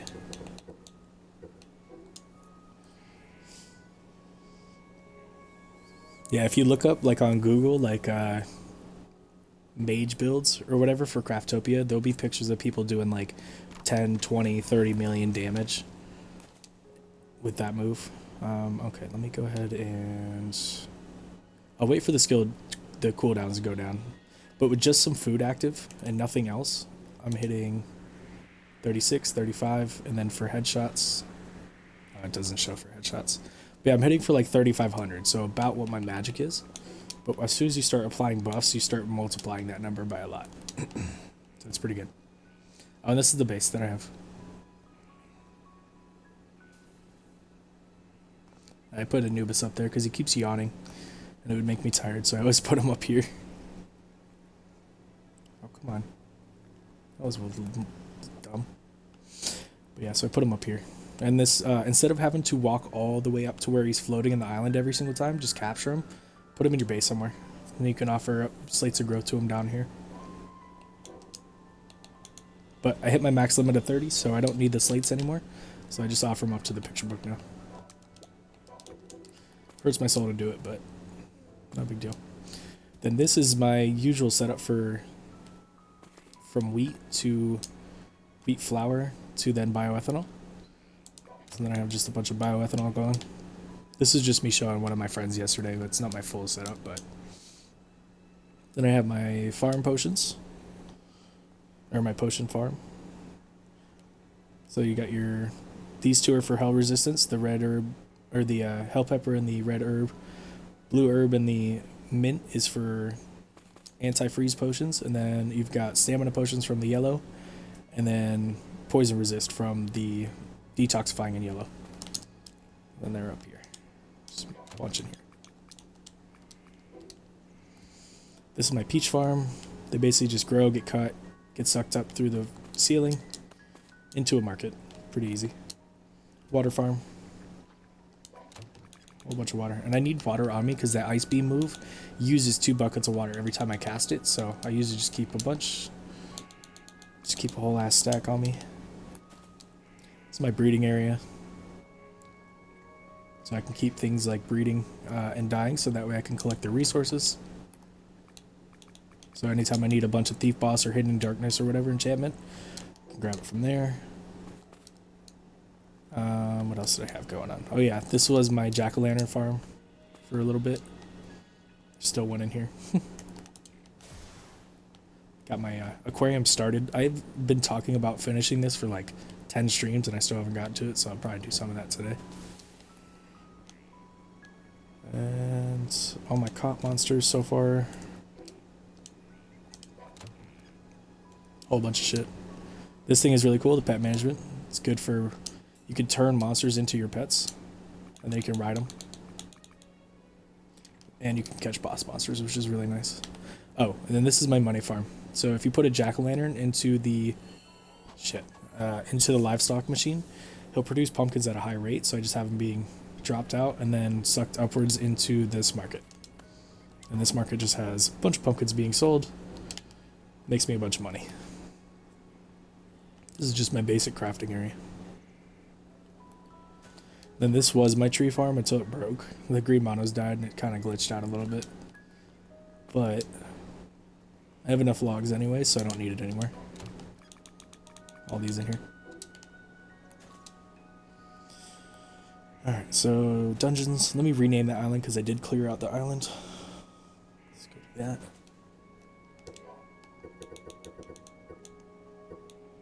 And I am trying to do these in order so I don't miss anything. I didn't do these ones yet because they're all the same ones. But it's fine. Oh, and this one's going to be my... This is Griffin, right? I think it was A, B, C... You know what? I'm just going to go back to it. I forget where it was.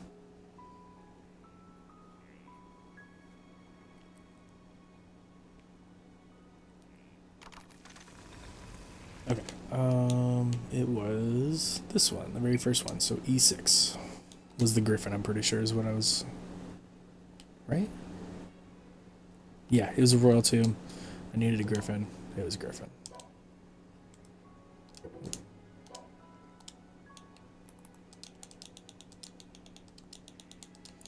Always label where your boss monsters are, so that way anytime you need to farm them, you can go right back to them. So Griffin... Oh my god, I forgot where it was already. E6. I thought it was G6 for some reason. Okay. 6.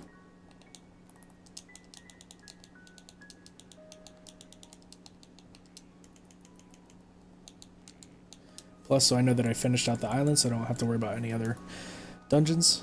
Tell me the location, and good. This one doesn't have anything worth farming, except for maybe the dragon. King Mono and C7. This one nothing. Reaper and F6. So that's just my little way of keeping myself organized. Plus symbol means I've run through all the dungeons. Empty islands don't have anything, so I never label them. Unless I put like a auto farm on them, then I'll label what's on there. Fishing islands here and here. This is a little more complicated, but it's 2 abandoned mines, one on E1, one on B4. Situations like that. So you just kind of get used to this is the executioner boss at E2, the Griffin at D7.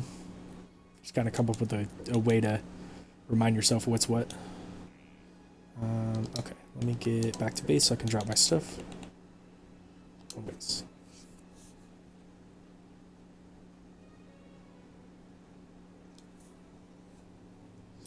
What's up, Purple? Damn, you eat fast, bro.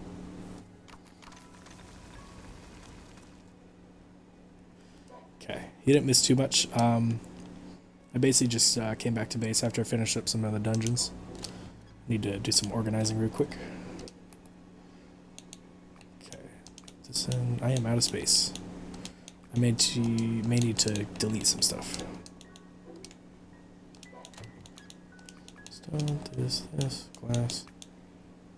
Meteorite, that's right. To grab one of those. Yeah, for now I only have the one other medium fragment. Now a small one. I needed one big fragment as well.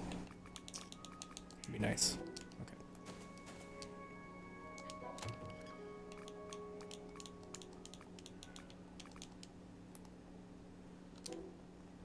Boss drops. Yeah, see, look. So 25 Reaper scales. I've already built the red one. I haven't found too many executioners, but it's fine. Got a bunch of this stuff already. Guess I couldn't put the bone meal in there. Yep. Okay. Clay. Bauxite. I can immediately turn into aluminum. Rare metal. Over here. Grab this. Grab that. 5. Alright, that's good. It's at least one boss monster. That's good. Forgot to check what else I'm out of. What age am I on? I am on the final one. So if I come over here, or I'm in the final one, I've already progressed past the last one. They don't have the next stage yet, so when they do the update, they'll probably add this one in. Which, are you stuck on a certain one?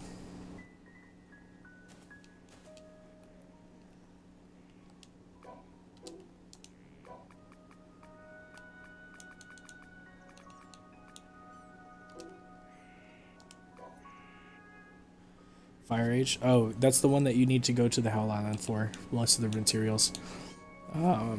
Excuse me. Let me go ahead and make some of this, and then I'll kind of walk you through all that stuff. Titanium. Okay, good. It's regular.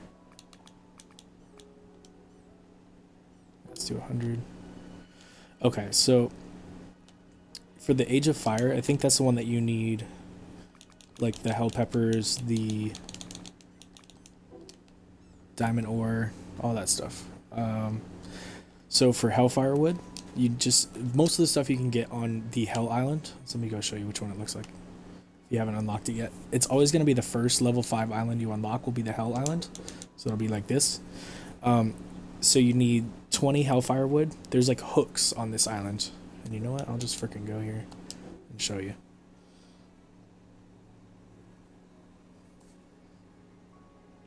I actually need to come here anyways. Okay, so for the Hellfire Wood, I need to... Oh, I should have brought my green monos for the farm. Hellfire Wood... See those hook-looking things? If you ever played Oblivion, like the previous game before Skyrim, the Oblivion areas, they had like these looking things. This is the tree of this island. There's smaller versions. These are the ones you chop down. So you can get my mana back. Come on, come on. So once you chop these, you'll start getting some regular logs. You'll also get Hellfire Wood, Hardwood, and then some enchanted stuff. So you can use a regular axe to get those, or if you find these things, they are called lumberjack swords. They are fantastic because they have a skill attached to them. So when you didn't equip both, see that little red looking thing on its hilt? That's like a square. It shows you that there's a skill attached to it. It's called Gatherer's Frenzy. So put it on your hotbar, which I already have. When you have it equipped, you can activate it, and then when you hit the trees with these swords, see how many more logs I'm getting? Those swords are meant specifically to gather more and better logs than regular axes can. Then the next item you'll need is heated minerals. So grab your pickaxe. These rocks specifically drop only heated mineral, and I'm about to die. Fuck.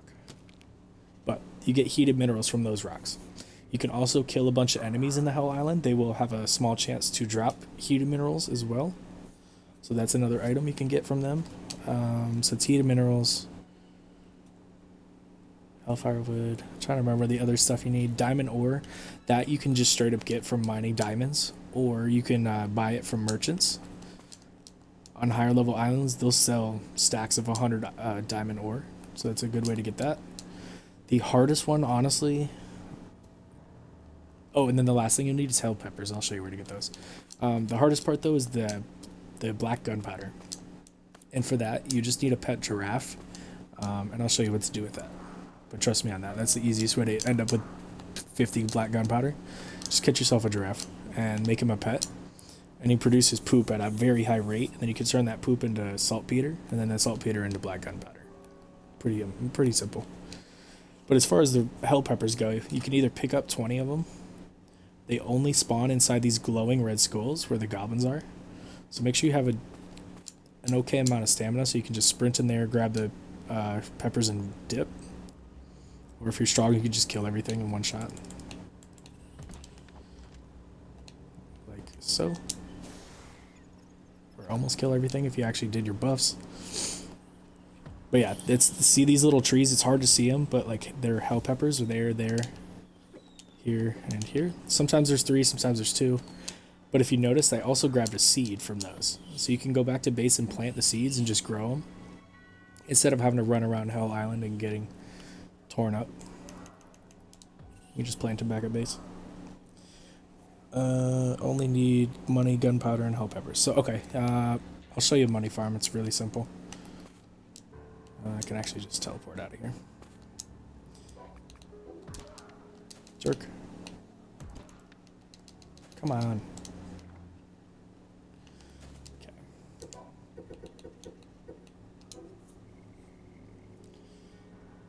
Most of it need money, gunpowder, hell peppers. Yeah, so once you get the seeds for the hell peppers, you can come back to your base and make an item called a planter. It's not the regular... It's not your regular crop plots, it's these things. There's a medium size, it grows 2 at a time. So it just takes a long time for it to grow, but eventually once it grows, it'll make... Come on. You'll get these. You'll have enough in plenty of time. And then as far as money goes, there's a bunch of different ways you can make the money for it, but I'll show you how to set this up. I need livestock machine.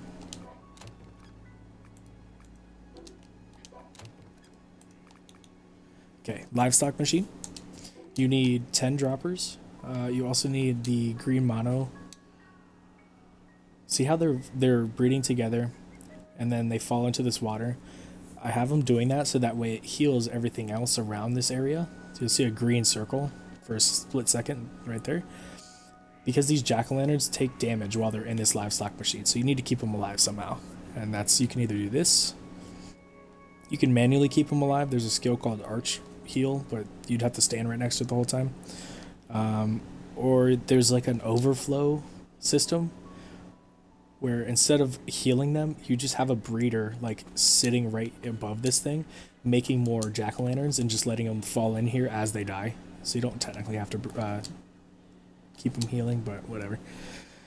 Another money farm, you can do peaches like I have set up here. Where are my peaches? Peach seeds. So you basically would start with like potatoes or apples or whatever your lowest seed is basically. You plant a bunch of them, gather all those up, put them inside this machine right here. It's called a breed improvement machine. So let's just put the 5. So the cabbages are a level 11. I have a small chance on the right side to get level 12 seeds from this. Let's go ahead and just try. It does take a little bit of money, but it gives you a chance to upgrade your seeds.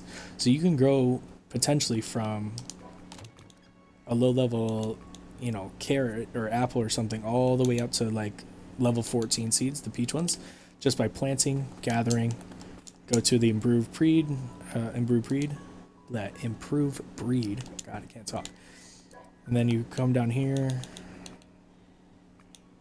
Where is it? Oh, it was one of these. And then you just open them until you find a better seed. So cabbage. Most of the time you're going to get the same ones, but not a big deal. But that's how you do that part. Then you basically just have, you can just plant and then sell whatever crops are good. So since the best ones I have are peach seeds, so that's what I do. But I have no room, so I need to do this. Okay, so you just take your peach seeds or whatever. You can do stuff other than peaches. It's just that peaches are the best because it sells for the most. So take them, plant. I move my sprinkler to sprinkle that stuff over there so you can just take a regular bucket of water if you don't have anything else. Do that. So once they grow, this saw will chop them down. My absorbers attached to the market will pull it into the market and just sell it automatically for me. I definitely want to get rid of these stupid seeds everywhere. But yeah, so that's an easy way to set up making money. It's not automatic because you have to obviously seed it yourself. Every like 4 or 5 minutes you have to come over and redo it. Or you can just have something set up where, now you don't have to use jack-o'-lanterns. That's just what I figured out, because they make pumpkins really fast and pumpkins sell for 2,500. You can use other monsters instead of jack-o'-lanterns. So if I put like a cow in here, it'd start producing milk really fast, and you could sell the milk. Pretty much any monster that you catch will produce something inside the livestock machine, so you don't have to use jack-o'-lanterns. I just know that they sell something for a high price. But I'll show you how quickly you can set that up. Just need the right tools or the right buildings. Okay, one breeder. Need my green monos. Green monos are probably the most important monster in the game just because they heal. Nothing else does that when they die. It's weird. Offer. Okay. You need either water or the cooking pots to kill the green monos. So let's go ahead and just do it over this way. Show you a fresh build. I like to make sure I have all my stuff ready on the hotbar so that way I don't have to keep going in and out of my menu. Let's put that there. Put there. Droppers. Walls so you can see everything. Okay, that should be it. So my basic build, I always start off with a 3x3. I don't know where I want to put this. Let's put it right here. Screw it. So I do a 3x3 with the middle square missing. So 1, 2, 3, 1, 2, 3.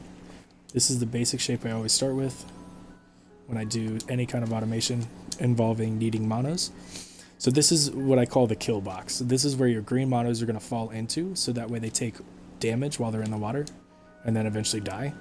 But you need to make sure that that square is boxed in, because they can start moving around and they can potentially get away, and they'll still die, but they won't die where you need them to. So you can place walls going down the water. It's a little tricky, but get the hang of it. It's a little easy sometimes being in the actual water. Now, the hardest part about this is getting a floor in here, because if you let the monos breed into this, they'll just sink all the way down. It's hard to see, but the water's pretty deep out here, especially now that the sun's going down. But to alleviate that, place your floors. There's 2 placement modes. So right now, see in the bottom left of the screen where it says grid snap mode is off. It's because I'm snapping to the grid right now. I don't want that. I want to do this. I call it free place mode, where I can kind of place it wherever I want. So I line it up where it would be normally if it was snapped to the grid like this. Then I just look down. I don't touch anything else but my looking option, my left or my right analog. See that golden circle? As soon as it goes away, that's the height that you want it. See? That's like a nice little pool. It's deep enough that they take damage, but it's shallow enough, or it's shallow enough to where they still take damage, but it's deep enough to where they can't climb out of the walls. So now the monos will stay in here and die exactly where I need them to and at the correct height. So when you're placing these machines, do not do free mode, do grid snapping mode. Make sure you're lined up straight. Hold on. So dead center with the pipe hanging just over the water like that. Just jump in place. Good to go. So now it's dead center. The green monos will pop out in the water and die like right here. And then you're going to need to get rid of the eggs that pop out, the eggs and cactus that they produce. So I'll just show you right now. I also need to mark it. Fuck. So put them on here. And as you'll see, they'll start producing. He'll die. These 2 will get healed. And then anything pretty much in this radius will get healed. Both up and down and sideways. Alright, so let him die. So if I stand here, you'll see I still get the effects. Alright, that was a little too far. So yeah, it's a pretty small radius, so you got to keep your other machines close by. Okay, let me go ahead and get... So for money, doesn't matter which way you orientate it, I just like to face it that way. As long as it's close enough to where the thing that's in here gets healed by that thing dying, it's good enough. So then I'll just show you how fast this thing produces. I'm missing a couple items. Fuck. I need a market to get rid of those eggs and cactuses, and also a way to collect the pumpkins. See how they're shooting in from the dropper and getting sucked up? So this market is doing double duty. So it's collecting the eggs from the green monos so it doesn't mess up my other automations, and it's also collecting the jack-o'-lanterns to sell. So let me grab one of those. Oh yeah, you're good, bro. And most of it, I only need money come from.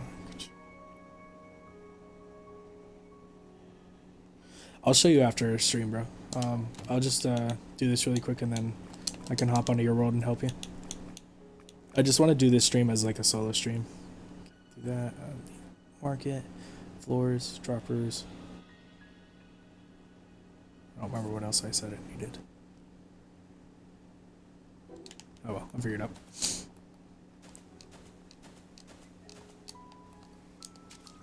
Okay, so as you can see, like over time, the monos start producing a bunch of eggs.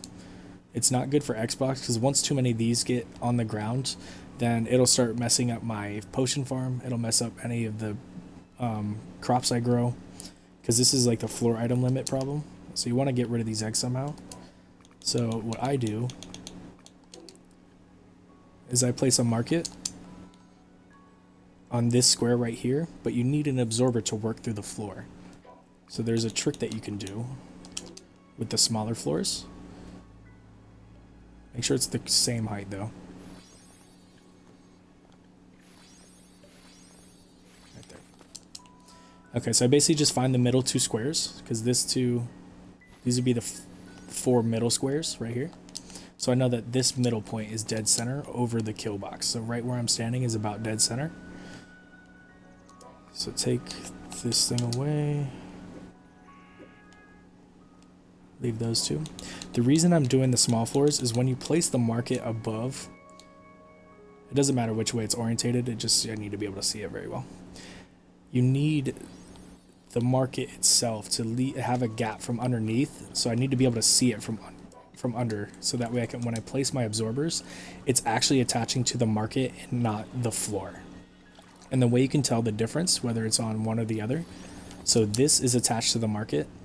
See how that it actually is touching the market itself? If it was touching the floor, it would look like that. It would be a little bit lower, and this absorber would not pull these eggs into the market because it's technically attached to the floor, so it's not pulling it into anything. This absorber is pulling it into the market. But anytime you're pulling straight up, you need two absorbers. One absorber is not strong enough, so just put two right in the same spot. Doesn't have to be exact, but I'm really OCD about it. So now those absorbers are strong enough to pull the eggs straight up into the market. So now this will not mess up any of my other automations. So then if I wanted to, that is not what I needed to grab. Okay, the next step is I want to basically enclose this square in the kill box, so that way nothing escapes and its only option is to be absorbed into the market. So I need to place a regular floor here as well. So let's go ahead and get rid of these ones. I need that market to stay stable, so I need to leave these quarter floors there. But what I'm going to do is do the placement glitch. So see how I can place this floor here, but I can't technically place it here? I can trick the game into letting me do that by doing a quick look of my camera and placing it at the right time. I'll actually be able to place it there. Just like that. So now that absorber is working through the floor. So I just take away these quarter floors because I don't need them anymore. And they like to do that weird glitchy thing. So now this market is completely working with the absorber through the ground. So that way I can still grab things from where these monos are at. That's how I do that. It's a little wonky, but it totally works. Place two sidewalls. And then when you go to do your money part, so this is just setting up the healing effect. That's all this is so far. To do the money part, I have to do a bunch of droppers because, hold on, place this right. I don't want them too high. So 1, 2, 3, 4, 5, 6, 7, 8, 9, 10. 10 is how many you need to keep up with how fast the pumpkins are being produced. Oh, that's what I needed. I needed another pumpkin guy.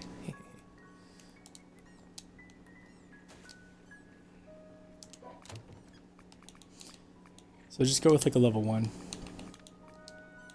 Because you don't want to have a ridiculous level green mono healing. Because if this jack-o'-lantern is like, say it's level 100, it would take too much damage from the livestock machine for these green monos to keep up with the healing. So make sure whatever monsters you're using in your machines, they're lower level. So let's go ahead and put jack-o'-lantern. Come on. There we go. And now see how it's kind of just shooting it straight out. Sometimes it'll shoot it out like that. I don't want that. So I can't put a wall. So with this stone wall instead, so you can see what I'm talking about. Okay, so I can't put a wall in front of where these green monos are breeding right here, because it'll mess up them actually breeding, even if I do the placement glitch like this thing. Because I could technically force a wall there, but it would mess up their breeding. So instead of putting one there, I take a glass wall, and see how it's snapping to the grid right now? I take it off grid snapping, and I place it inside. Come on, I'm gonna go from this side. I go about halfway, and then I raise it up just enough to where it leaves a gap for the absorber to still work. But now it's stopping those pumpkins. See how it's like kind of stopping them a little bit? I did put it in the wrong spot though. I gotta move it back a little bit in this one spot. So try again. Should be here instead. This definitely takes practice, but once you get the idea of what I'm doing, see now how the absorber's directly over the wall? So it's both collecting the eggs and cactus from the right, from the monos, and it's also grabbing the pumpkins very easily. So now if I wanted to, I could actually close in this completely. I could put a wall here, force it. That would have 3 sides completely blocked, so that way the only open side technically is this opening right here, which isn't very big, so it's fine. So this is my very compact and easy to, you know, the resources for this is really small. You don't need a lot of stuff for this setup, but this thing will make you so much money, it's not even funny. But yeah, that's my basic money farm. I call it basic, but it's not. It's pretty basic. I've seen some really intricate ones. And then over time, like this thing sells about 200 something pumpkins every 5 minutes, so 200 times like 2,500 gold per pumpkin makes you a lot of money. And you can just literally, once this is all set up like this, you can just leave it alone. You don't have to touch it ever again. Now the only thing, because you're on Xbox, you will need this item right here. See that big ass square, the artificial monolith? You need one of these set up, because we don't have the option like PC does to turn off the physics. So we need to put one of those. I need to make one. I blew up the wrong island. Oh shit, bro. That's okay, you can get all that stuff back pretty quick. Yeah, I use one of those island detonator things. I know that ain't cheap to make either, so you kind of wasted 2 things, your island and the detonator. Where is... Yeah. So these things. One of these monoliths. So that way it keeps the the physics rendered in that square. Because if I walked away too far, and this became unrendered, and then I came back, there would be a small chance that these guys would be all not in their machines and not working correctly. Let's put that down so they stay working. Alright, but yeah, that's my little money lesson. And then once you get money, you can buy a bunch of stuff from merchants and things, so it's pretty good. Oh, and then for your poop, it's super easy. The reason I said get a giraffe is because all monsters in the game have like a 5% chance every 30 minutes to drop feces, but the only monster that has a better chance is the pet giraffe. So what I do, I don't have it set up anymore, but I basically just put a little area for him to be contained. Like this, and then I basically just put an absorber right here with a chest and an absorber working through the wall. And then I just throw my pet giraffe here and tell him to wait. That skill under the tamer tree. This first one. The reason you need to do that is that, say I throw this guy out and I like go away, he'll teleport to me. Or he should. Unless they change the game. Okay, either way. The wait spell is really good anyways because... Oh, I guess he doesn't teleport anymore. Yeah, I mean, you don't really want him moving around a whole bunch anyway, so you can just wait order. Put him right in front of where the chest is absorbing, and then just go about your business doing stuff around your base. And eventually you'll have enough feces to make the black gunpowder that you're missing. That's probably the most the easiest way to do it, the most efficient way. You could also farm the lizard gunner boss. He drops gunpowder every once in a while. But yeah, that's how I did it. Doesn't take too long because you only need 100 feces to make 50 gunpowder. So once you have that, you can just take it all down. Okay, let's make some more chain bolts.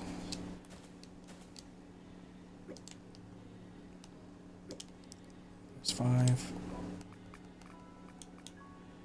Silver, of course.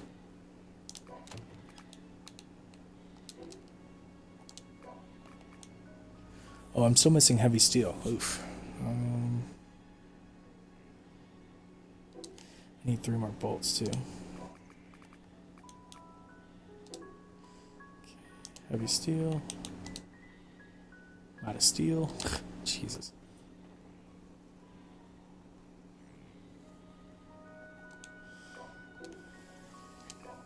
This is why you need a lot of iron. I can take this dangerous. I don't need dangerous anymore.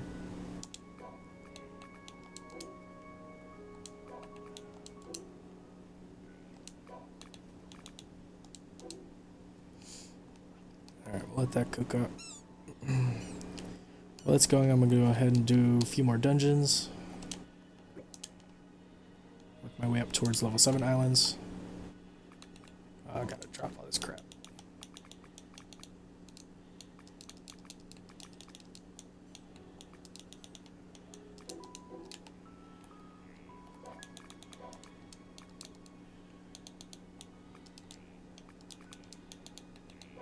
Screw it, don't need that stuff. Okay, inventory. And then if you don't know how to do the refinement, just keep all your stones in the actual chest because it'll only use the correct number when you do the refining. It won't waste the wrong ones. So you put the swords that you don't need in here, or in my case the magic staffs that suck. Wait a second. 5 magic attack. This one gives me 10 max mana. Nah, that one's worse. That one's way worse. Okay, cool. So the ones I don't need anymore, put it on the left side. So you can put all 3. The stones that it's going to use for this one are this one, the high grade. So I have 63 of those, so it's fine. So it'll drop me down to 60. And this will jump to a +9, so that I'm gaining 9 more magic attack skills. So I'll have like a 907. And see where it says on the right, there's a bunch of text.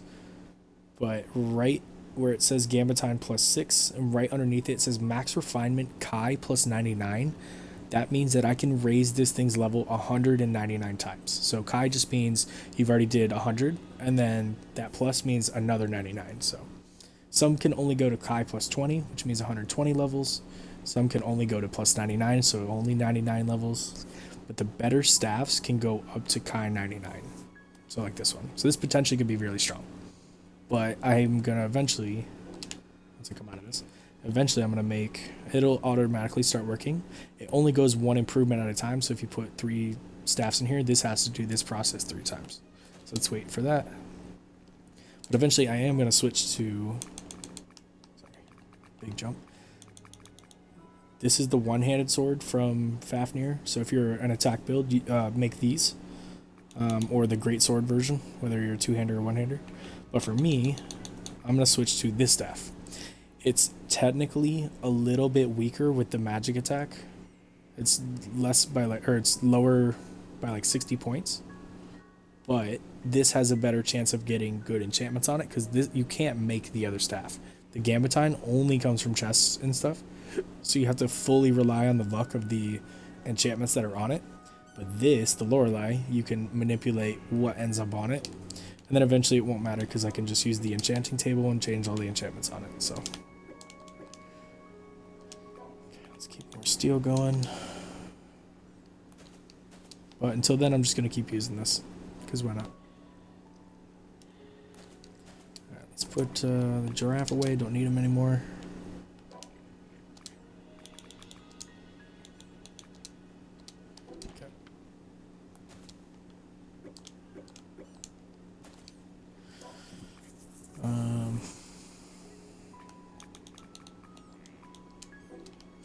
It's already had that blueprint, so I can dump it.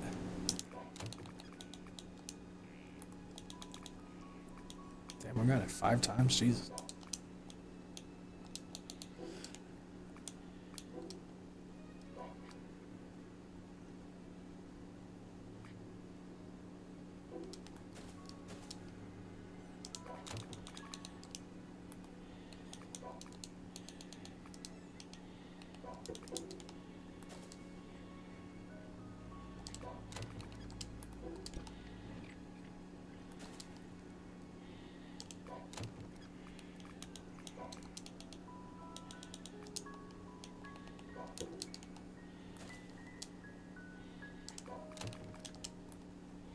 Cool, got it. Let's grab all these. Come on.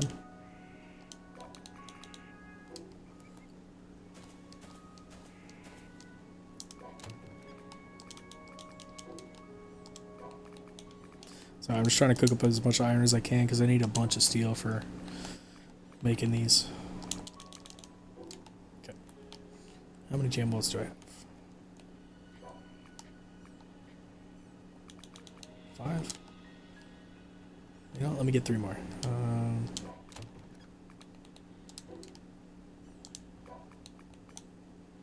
Heavy steel. God damn it. Of course I'm missing heavy steel. So if I need 3, I need 60.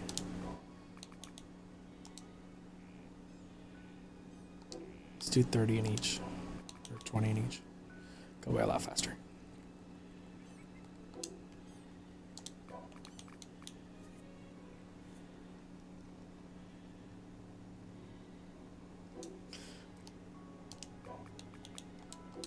Okay, do 60 of that one. As soon as I have the chain bolts, we'll run off and do some more bosses. See if I can't catch the one that I haven't gotten yet.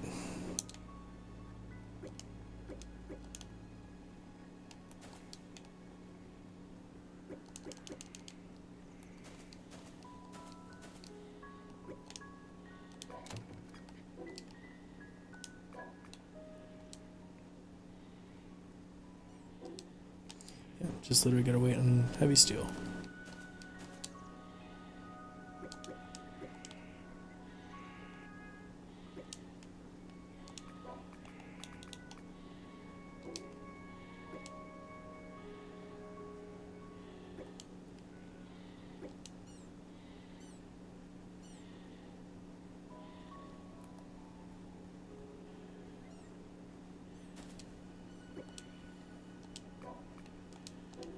Sweet.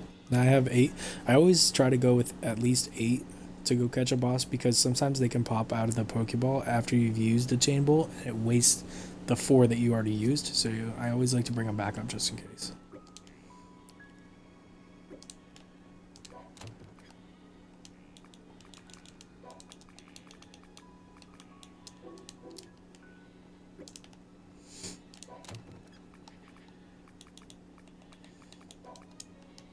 Chain bolts don't need enchantments, so wash them away so they stack neatly. So that way when you're in the field, you don't have to go back into your inventory and reselect them. Because like say I left those 2 with the enchantments on it. If I use the first 6, then I'd have to come back into my inventory and then reselect the last 2 to use them again. So it's not worth it to fuck around with enchantments on stuff that doesn't even use enchantments. I got scared. I was like, what did I do with my weapon? I forgot I was refining it. So once it's done the process, the swords will be gone on this side. I'll be down to 60 of the... Yep, and this should be at a +9. There we go. So now, it's at 907 magic attack. So tiny little increments of boost, but you gotta think, after 200 levels of that, that's 600 extra points of magic damage. Freaking worth it.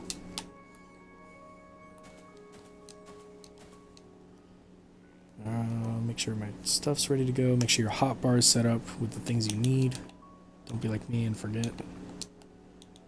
Also, if a monster prism has old, I guess it doesn't matter when I'm holding it. I can wash that away if I needed to, which I will do when I get back. Some enchantments you can't wash away with by hand. You have to use the washing machine itself, which kind of sucks, but whatever. This, the lightning ball. Okay, when I get to a boss fight, I just gotta remember to actually equip the Pokeball. So that way it takes over. Because the way I do it is like, you gotta lower their health. So imagine I'm fighting. As soon as their health is low enough, I need to be able to switch to this and then also have my Pokeballs already equipped. So that way I can just immediately switch to this, place 4, activate them, throw the Pokeball, and I'm done. Because if you're not prepared for catching a boss, you're gonna screw it up. Okay, let's go to this island, see what's on here. So I'm just gonna sacrifice not having my magic catalyst in my hand, and instead I'll just continuously hold my Pokeball, just in case. Okay. Yeah, that'll be fine. Okay, first, it's always over this direction. Let's chance it, screw it. Right into the tornado, shit. That's stupid. If you're in water and you need your stamina back, just place a floor. Plus then it lets you eat, because you can't eat while you're swimming. Quick tip.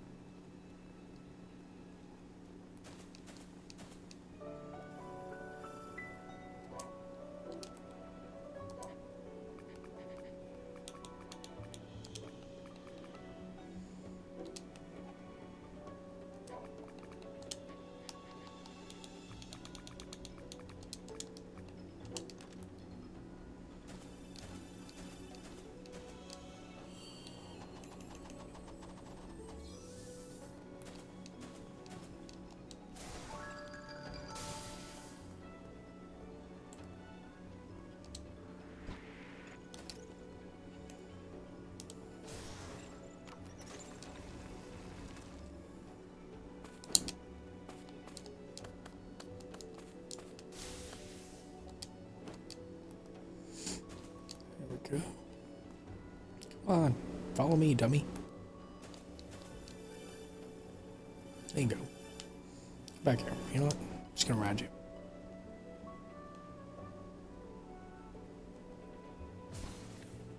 Damn! It's the only good move he's got while I'm riding him. It sucks. Yeah, they always have like their like boss move available when you're not riding them. I don't get why they didn't make that a third option. Pressing both attacks at once to create their boss move. Come on. What's in here? The Reaper? Let's go. Let's catch the Reaper, bro. You know what? I do not need you fucking this up. Come back. Because they could potentially kill the boss when you're not ready to. Okay, pop this. Do this. Do this. Time lock. You're trying to catch him. Let him do that teleport move, because then you can time lock him right as he. Time lock. And then you can just.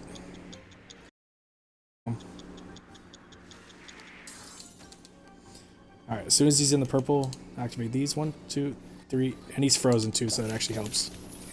It really helps. See, he's got the chain, like a padlock on him. That's how you know the 4 chain bolts are connected. But you gotta be ready. See how he popped out again like an asshole? He did this before. Okay, one of them's not connected. Son of a bitch. I hope they're still there. I really need to go back there. Fuck, fuck, fuck. I really hope they're still there. Damn it. How did I die? That's not good. This is embarrassing. Tell me I just wasted 8 chain bolts. That's gonna really suck. The Reaper has been my freaking worst luck on trying to catch him. Because he's popped out before, and that was when I only had 4 chain bolts on me. So if these disappear, I'm gonna be so mad. 12 total wasted chain bolts on this guy. And I didn't even check if he was in his best form or not. So it honestly might still be a waste anyways.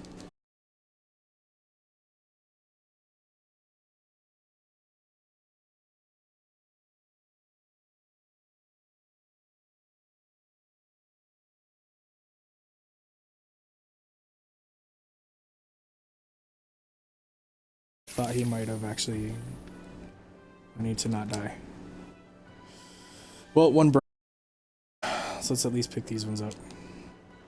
Get this one.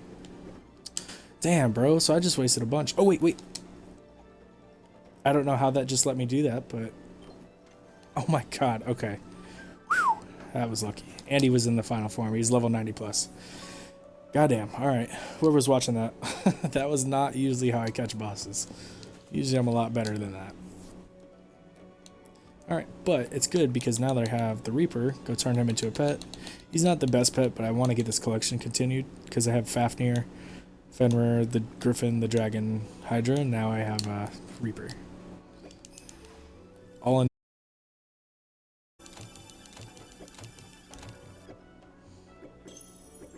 So I'm getting there. I'm sludging along. Honestly, I'll probably end up catching all of the bosses before I end up even getting the bedrock farm I wanted so I could get more chain bolts.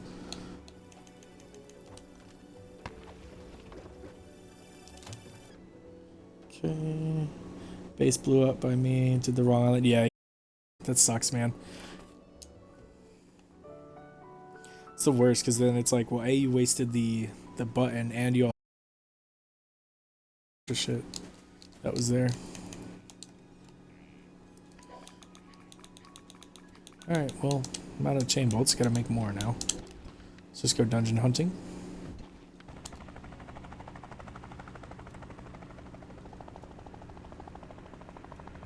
Yeah, I was glad I was able to catch that Reaper. That would have been really freaking annoying if it had broken through the chains on the third time. But the game must have taken pity on me. It was like, nah, bro, just catch it. Go for it. Hell stuff is gone? Yeah, damn, bro. That's alright, but now that you know exactly how to get it, the thing that'll take the longest now is just the poop. Just gotta wait for your pet giraffe to produce a bunch. But once you know how to get something, being able to get it, you know? Because the hardest part about this game is figuring out how to do something. But once you know something, it's smooth sailing after that.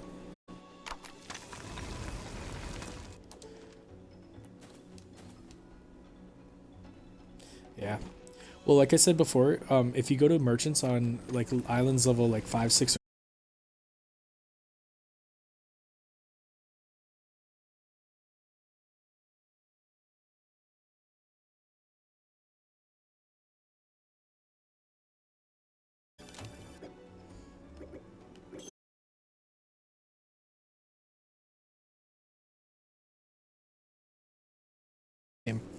game through gameplay.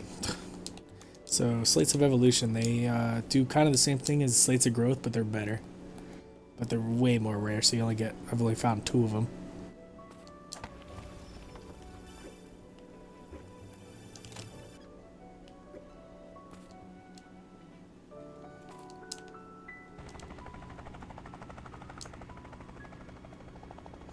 While I'm on this island, I'm 100% going to try to find a level 100 dragon or more, so I can at least get that part of the mission done. That'll give me an extra skill point. There's one right. That's not the raging dragon, I don't think, though. Oh well. Talk to these guys while I'm down here. Man, I've been neglecting trying to find the blueprint for the multi-sling. Stream was just broken for the last 15 seconds. Uh-oh.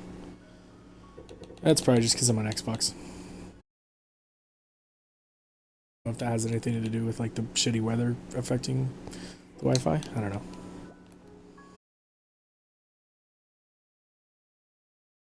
Like the very first stream I did for this playthrough, the first like 10 minutes of gameplay was just completely fucked up.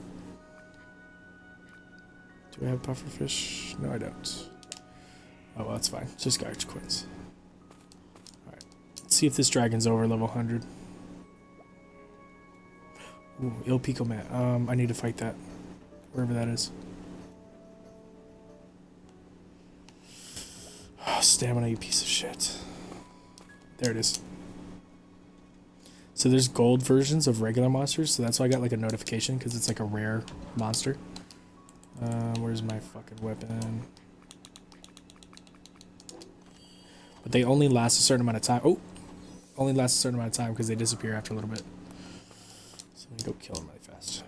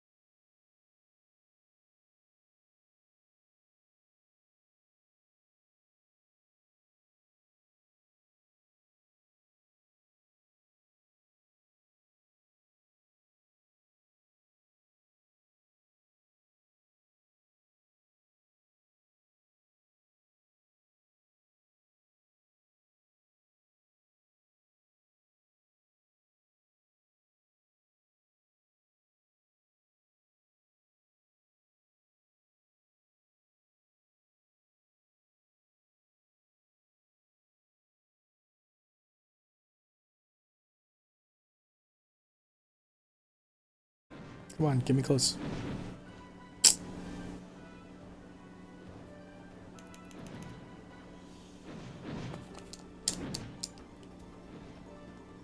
I just need to see if he's over level 100, whether it's worth it to just maul him. Oh, I couldn't tell. Alright, you know what? I'm just gonna do it. 89? Pfft, never mind. Barely even worth it. Still gonna kill him. So when you're fighting dragons, if they're on the ground, just stay away from the front of their head, because that's where most of their attacks come from. Because they spit straight forward like that, so just stay to the side or behind them. And I think I figured out that dragons do not get affected by time lock. I don't know why, just they don't really... If you can't hit their head, hit their wings. Head is obviously their weak point, but so are the wings, just not as weak. Once he's unfrozen, he dies. Yeah, get all their stuff. Need that. Don't need their swords, but he drops pretty good two-handed sword, especially early game. There's also a bone dragon over here.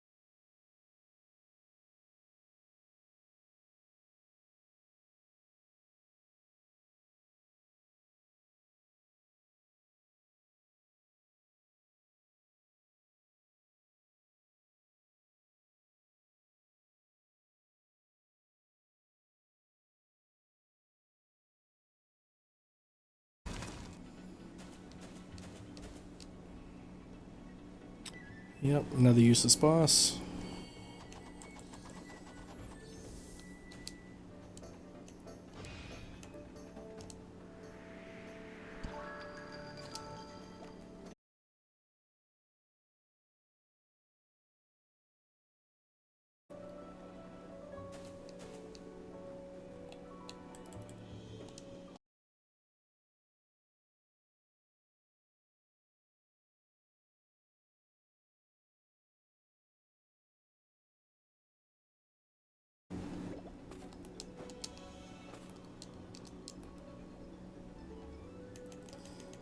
Go.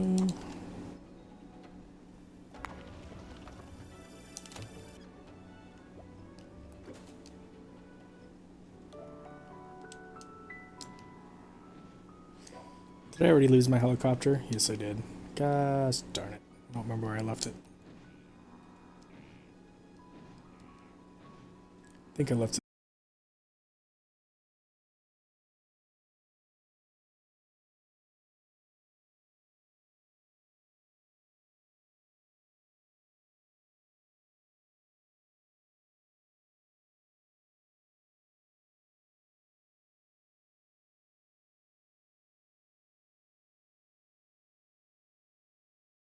Level 90.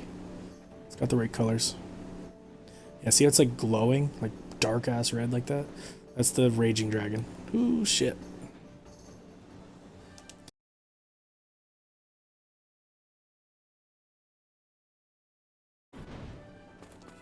Yeah, see how he's like black? That's how you can tell. Come on. Land for me. Oh, shit.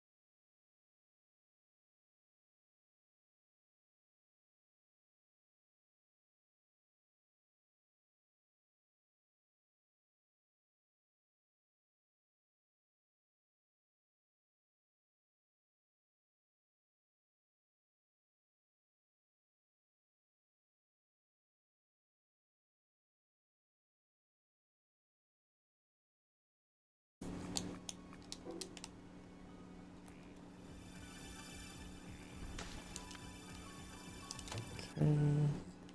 Grab that. Dungeon right here. Ooh, let's see what this one is. Pull the pin, of course.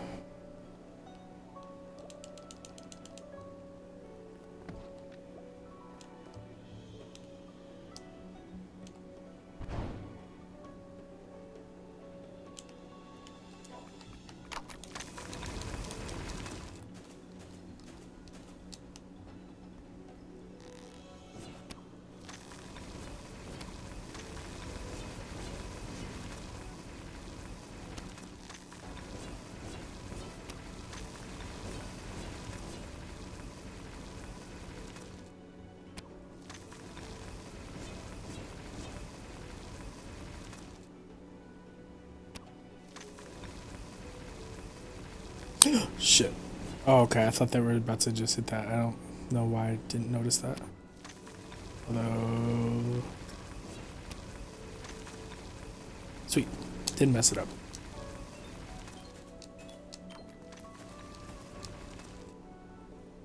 There's a door opening somewhere. Okay.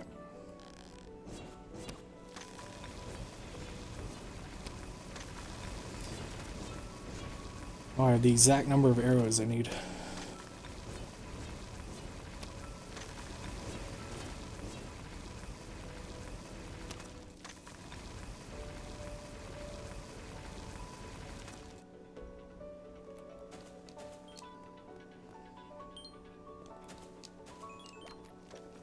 Sweet.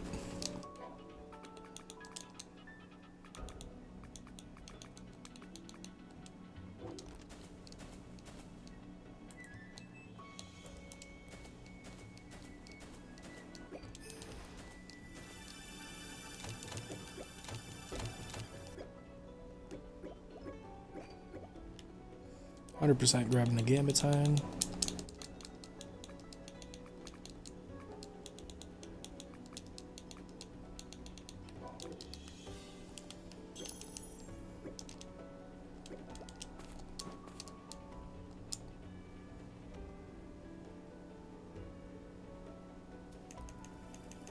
Because even if it's minute increases, as long as you're increasing your damage and stuff, over time you'll become pretty strong.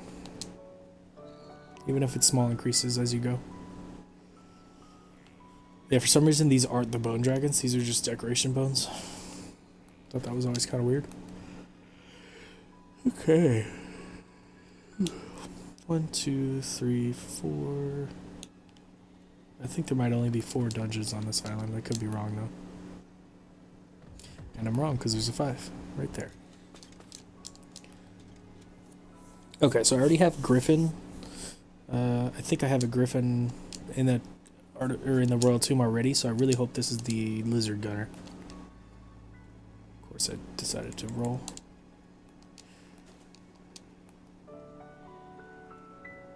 Because Royal Tomb can only have one or the other, the Griffin or the Lizard Gunner, so once you find one at the same level, you might as well try to find the other.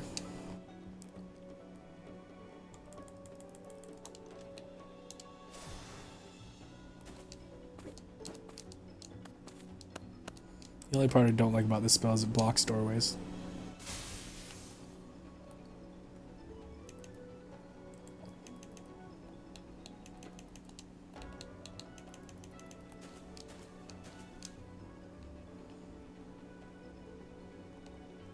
Okay, guess they don't want to fight me.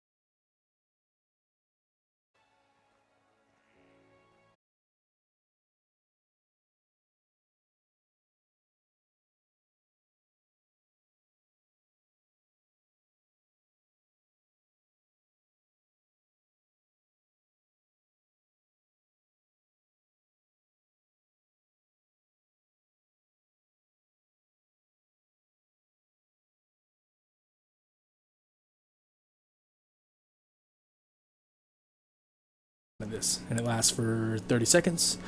But you lose 100 defense, so it's meant to be like basically turns you into a glass cannon. Like you can one-shot shit, but your defense is crazy low. Because my defense is only 74, so it'd lower me down to 1 defense. So that'd be really squishy. But with plus 500 attack plus all my other buffs active, I think I'd be totally fine. So the more I can get of those, the better. I just don't know of a good way to farm them at the moment.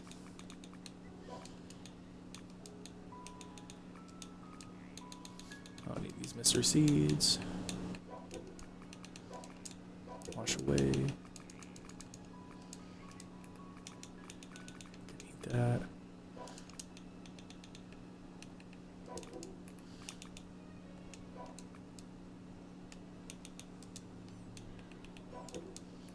Okay. Oh, I'm out of food space. There we go. Swords.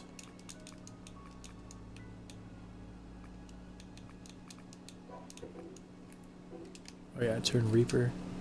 And then once something becomes a pet, you can literally ride them. Like, doesn't matter what they are.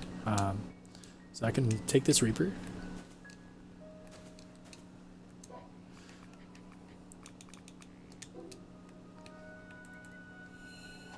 Every fucking time. Take off your staff. There we go. And if you notice, he has a little thing on his back. That's where he sit. Whee! He doesn't move super fast, but he glides pretty well.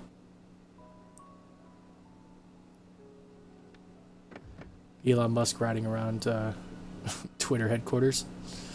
Who's ready to get fired today? Although I think he said that he's gonna step down or some shit like that. What an idiot. CEO for what? Less than 2 months and he already fucking screwed the company into the ground? What a dumbass. Alright. I don't want to use his moves in my base because he uses fire and it will set all this wood on fire, so I will not do that. Take him back. But yeah. Now I have 6 of the stronger bosses as pets. What else do I have in here? Oh yeah, the sandworm. Forgot I had him. So for the bosses I have sandworm, the Reaper, Fafnir, this is Fenrir, the Griffin, Dragon, Hydra. So not bad. Not bad, not bad. You know what? I think I want to kind of... It's been a while since I've worked on this. Let me go ahead and take another crack at making some more... Oh, you know what? I know what I need to make. So when you're holding a pickaxe, it's in your main hand, but you have room for your offhand to have like a piece of equipment here. So I'm going to make the opposite of the iron magic catalyst. It's called like the steel glove or some shit like that. Let me find it. No, it's not in here. It's in here. There it is. This thing. So the iron gauntlet is the exact... It's the same spot as where I hold this. It's just meant for attack users, because see where it says attack gives you a flat 50. This gives you magic attack. So it's the same thing, just different materials and meant for attacking. So I need 5 steel, 2 leather, 2 old rags. Okay. Let's come over here. Find myself some probably dangerous thief boss, Crimson Dragon. Basic setup. But I also have the opportunity to possibly get enchantments from leather. Go down once. Oh, right here. So I have most of my chances are going to come from the steel because it's using 5 pieces of steel but only 2 pieces of leather and 2 pieces of rags. So I'll have my best chances if I have the 4 enchantments on the steel, but I still have a small chance if I have something good on leather that I can't get on the steel, you know. So you kind of work with what you can get. So let's grab Thief Boss. Let's grab Dangerous. I think I already did. I did not. Freezing, Scorching. And I gotta remember this is for an attack part, so I want to look for attacking. Scorching if I absolutely have to. Kevin's. That's terrible. Actually, you know what? Let's wash that away. Kevin's is a terrible enchantment. Thief Boss, Hidden. Crimson Dragon. I was also looking for that. I don't think I have much more of that. It's more for defense. Magic Oh, maybe that's why that enchant's so good. So, there's 3 enchantments on this iron. There's Ancient, Age Long, and Bone Dragon. The middle one, Age Long, where it says Defense +2, Stamina Consume Rate -1, and then right there where it says Attack increased by 30% of defense, and the Magic Attack increased by 30% of defense. So I don't think that'd be very much though, because I only have 60 defense. So scratch that. Never mind. Not be very good. Ominous. Maybe just regular Ancient Veterans. I could try to get the Ancient part.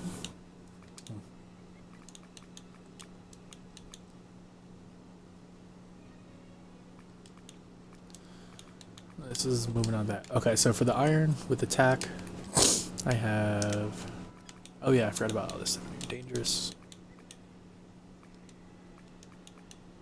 How did I reinforce that? Oh, I was probably showing somebody. Okay. So let's clear this crap.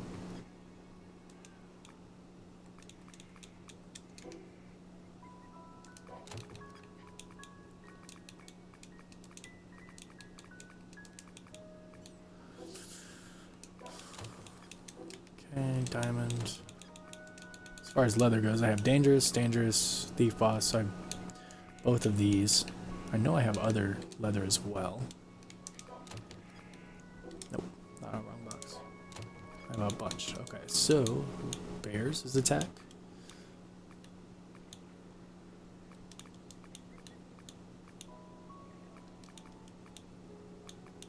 Sword is attack. There's thief boss, Red shiny. That was the attack 75. That's right. Okay, maybe get that on there. Dark hair is also attack +25. The only part that is applied to consumables is whatever is after that part. So the restore satiety, that's the only part that applies to consumables. White bear. Actually, you know what I should use? The mountain born. That's what I should be going for. But I don't have a lot of it, so maybe not. Punishing is good too. Crimson Eyes Beheading. Oh, I forgot about that. Let's take that. Okay, and then the last part it said was what? Paper? I don't know why there's paper in this fucking build, but... Old rag. Oh, I guess for like the inner part of the glove. I guess that makes sense. To make old rag, I think it's just straw.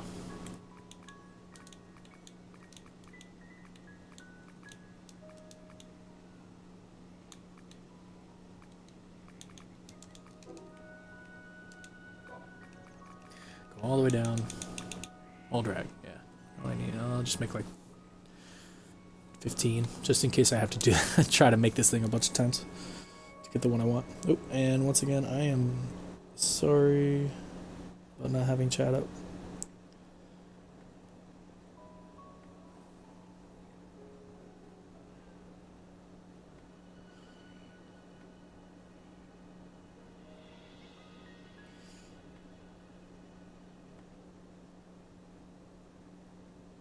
Give you 1 strength. I have 3 from a friend. Yeah, I can bring you 1. That's fine.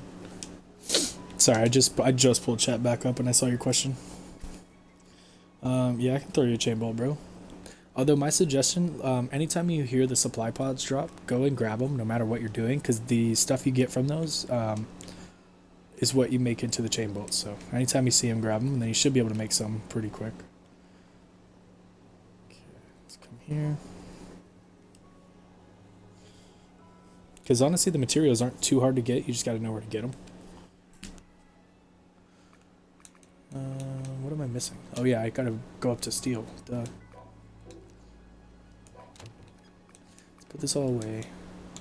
So if I need 5 steel total, how much do I need for steel? So it's 5. So I need 25 iron ingots. So I need 25 ore. Which ones do I actually want on this? 100% dangerous, 100% thief boss. And do I just want to go Crimson Giant? You know what? I'm not going to even use these.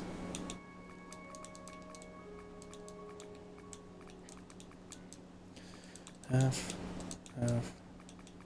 I need to make 25, so I'm just going to go 12 and 13 of each. 13, 12. This is how you combine enchantments on iron, or at least any kind of stuff. You just have half of each. And see how Thief Boss is 62% and Dangerous is 58. If it's because I have 13 of the Thief Boss and 12 of the Dangerous iron. So that's the chance that I'll have both on this iron. And I got both. Sweet. So now I just gotta wait for this to turn all 25, and then I'll come over here and look at the steel, and then hope for the same thing. And actually, you know what? This will guarantee that the steel is gonna be Thief Boss Dangerous, because each piece has both of them on there. So yeah, this will be guaranteed 5. And then when I come here, I'll use the 5 steel, 2 leather, and 2 rags. So I gotta dump the leather in here. And I gotta pick 2 other enchantments I'm gonna try to get on this. So I can either guarantee the Thief Boss and the Dangerous just by using those, or I can stick like Mountainborn, maybe try to do some of this. Do 14 and 6. How many do I need? Oh, it's just 2 leather. What am I doing? So I actually have a few more chances. You know, let's start with these. These are actually pretty good. Okay, take this. Steel. Guaranteed Thief Boss Dangerous. So I'm going to try to get Thief Boss Dangerous and then Crimson Eyes Beheading on my Iron Glove for my attack build. There we go. So now, the reason these are such low chance is because there's only 2 leather versus the 5 steel and 2 old rags. So it's 2 out of the 9 have the Crimson Eyes of Beheading. So that's why these are lower than these ones, in case you're wondering. So you could force these, but then you take away 1 slot for reinforce. So I don't want to do that. You just gotta run with the RNG and hope you get all 4. I got 3. That's fine. So the only one I didn't get was Beheading, which is, I guess it's okay. Yeah, it's fine. Now, if I wanted that to be perfect and have all 4, I would keep doing the same process over and over and over and over and over. So I'd take the iron, try to combine it to get Dangerous Thief Boss. So I'd take this and this, make the 25 iron. You want to do it all 25 at once and not like 5, 5, 5, 5, because your chances are better this way. Because doing it once with these chances versus like 5 here, 5 here, 5 here, it's going to make it worse. So yeah, this actually didn't work out, so whatever. But honestly, I'm good with this having just the 3 enchantments, so I could just call that a win. Alright, so now this is my current attack build. And the reason I'm doing an attack build is because I want to be able to break these bedrocks. To do that, you need a high attack stat and certain skills so you can break them and then replace them with artificial ones of your choosing. Let's go ahead and show you what's going on.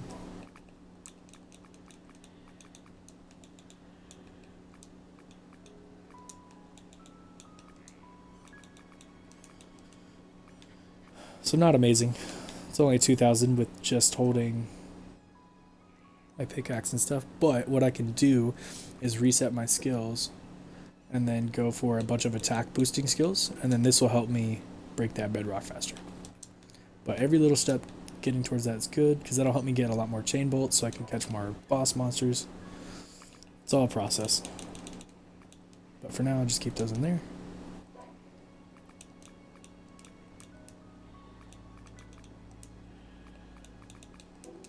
Go ahead and put my sword back in here, or staff.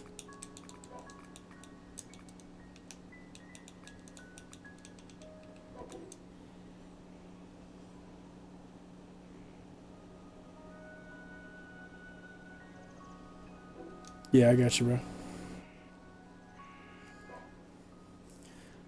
But honestly, I think I might call it there, because that's what I was planning on doing, was doing this for a while.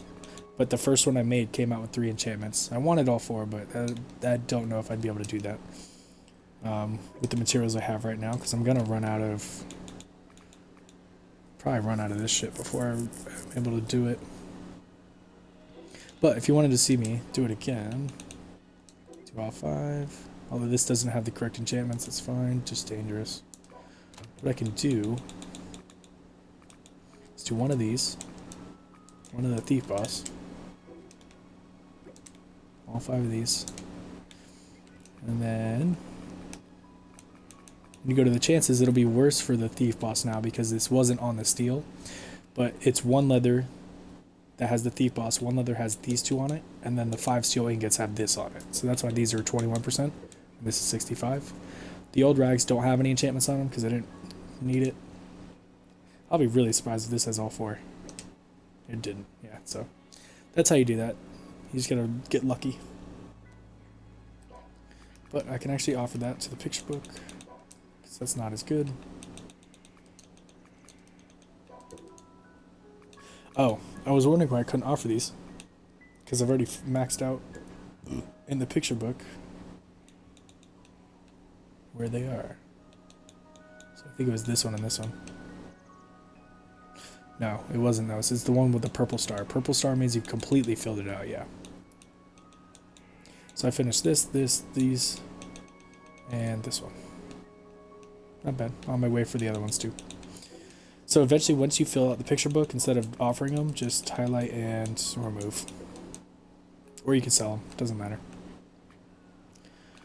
I may need to start getting these soon. Yeah, I definitely will. And this stuff can just go here. Okay. Alright, bro. Yeah, I will. I'll join you. Let me go ahead and just call the end of the stream. Give a shout out to anybody who stopped by, and big appreciation to anybody who watches. And I'll catch you guys all next time. See ya.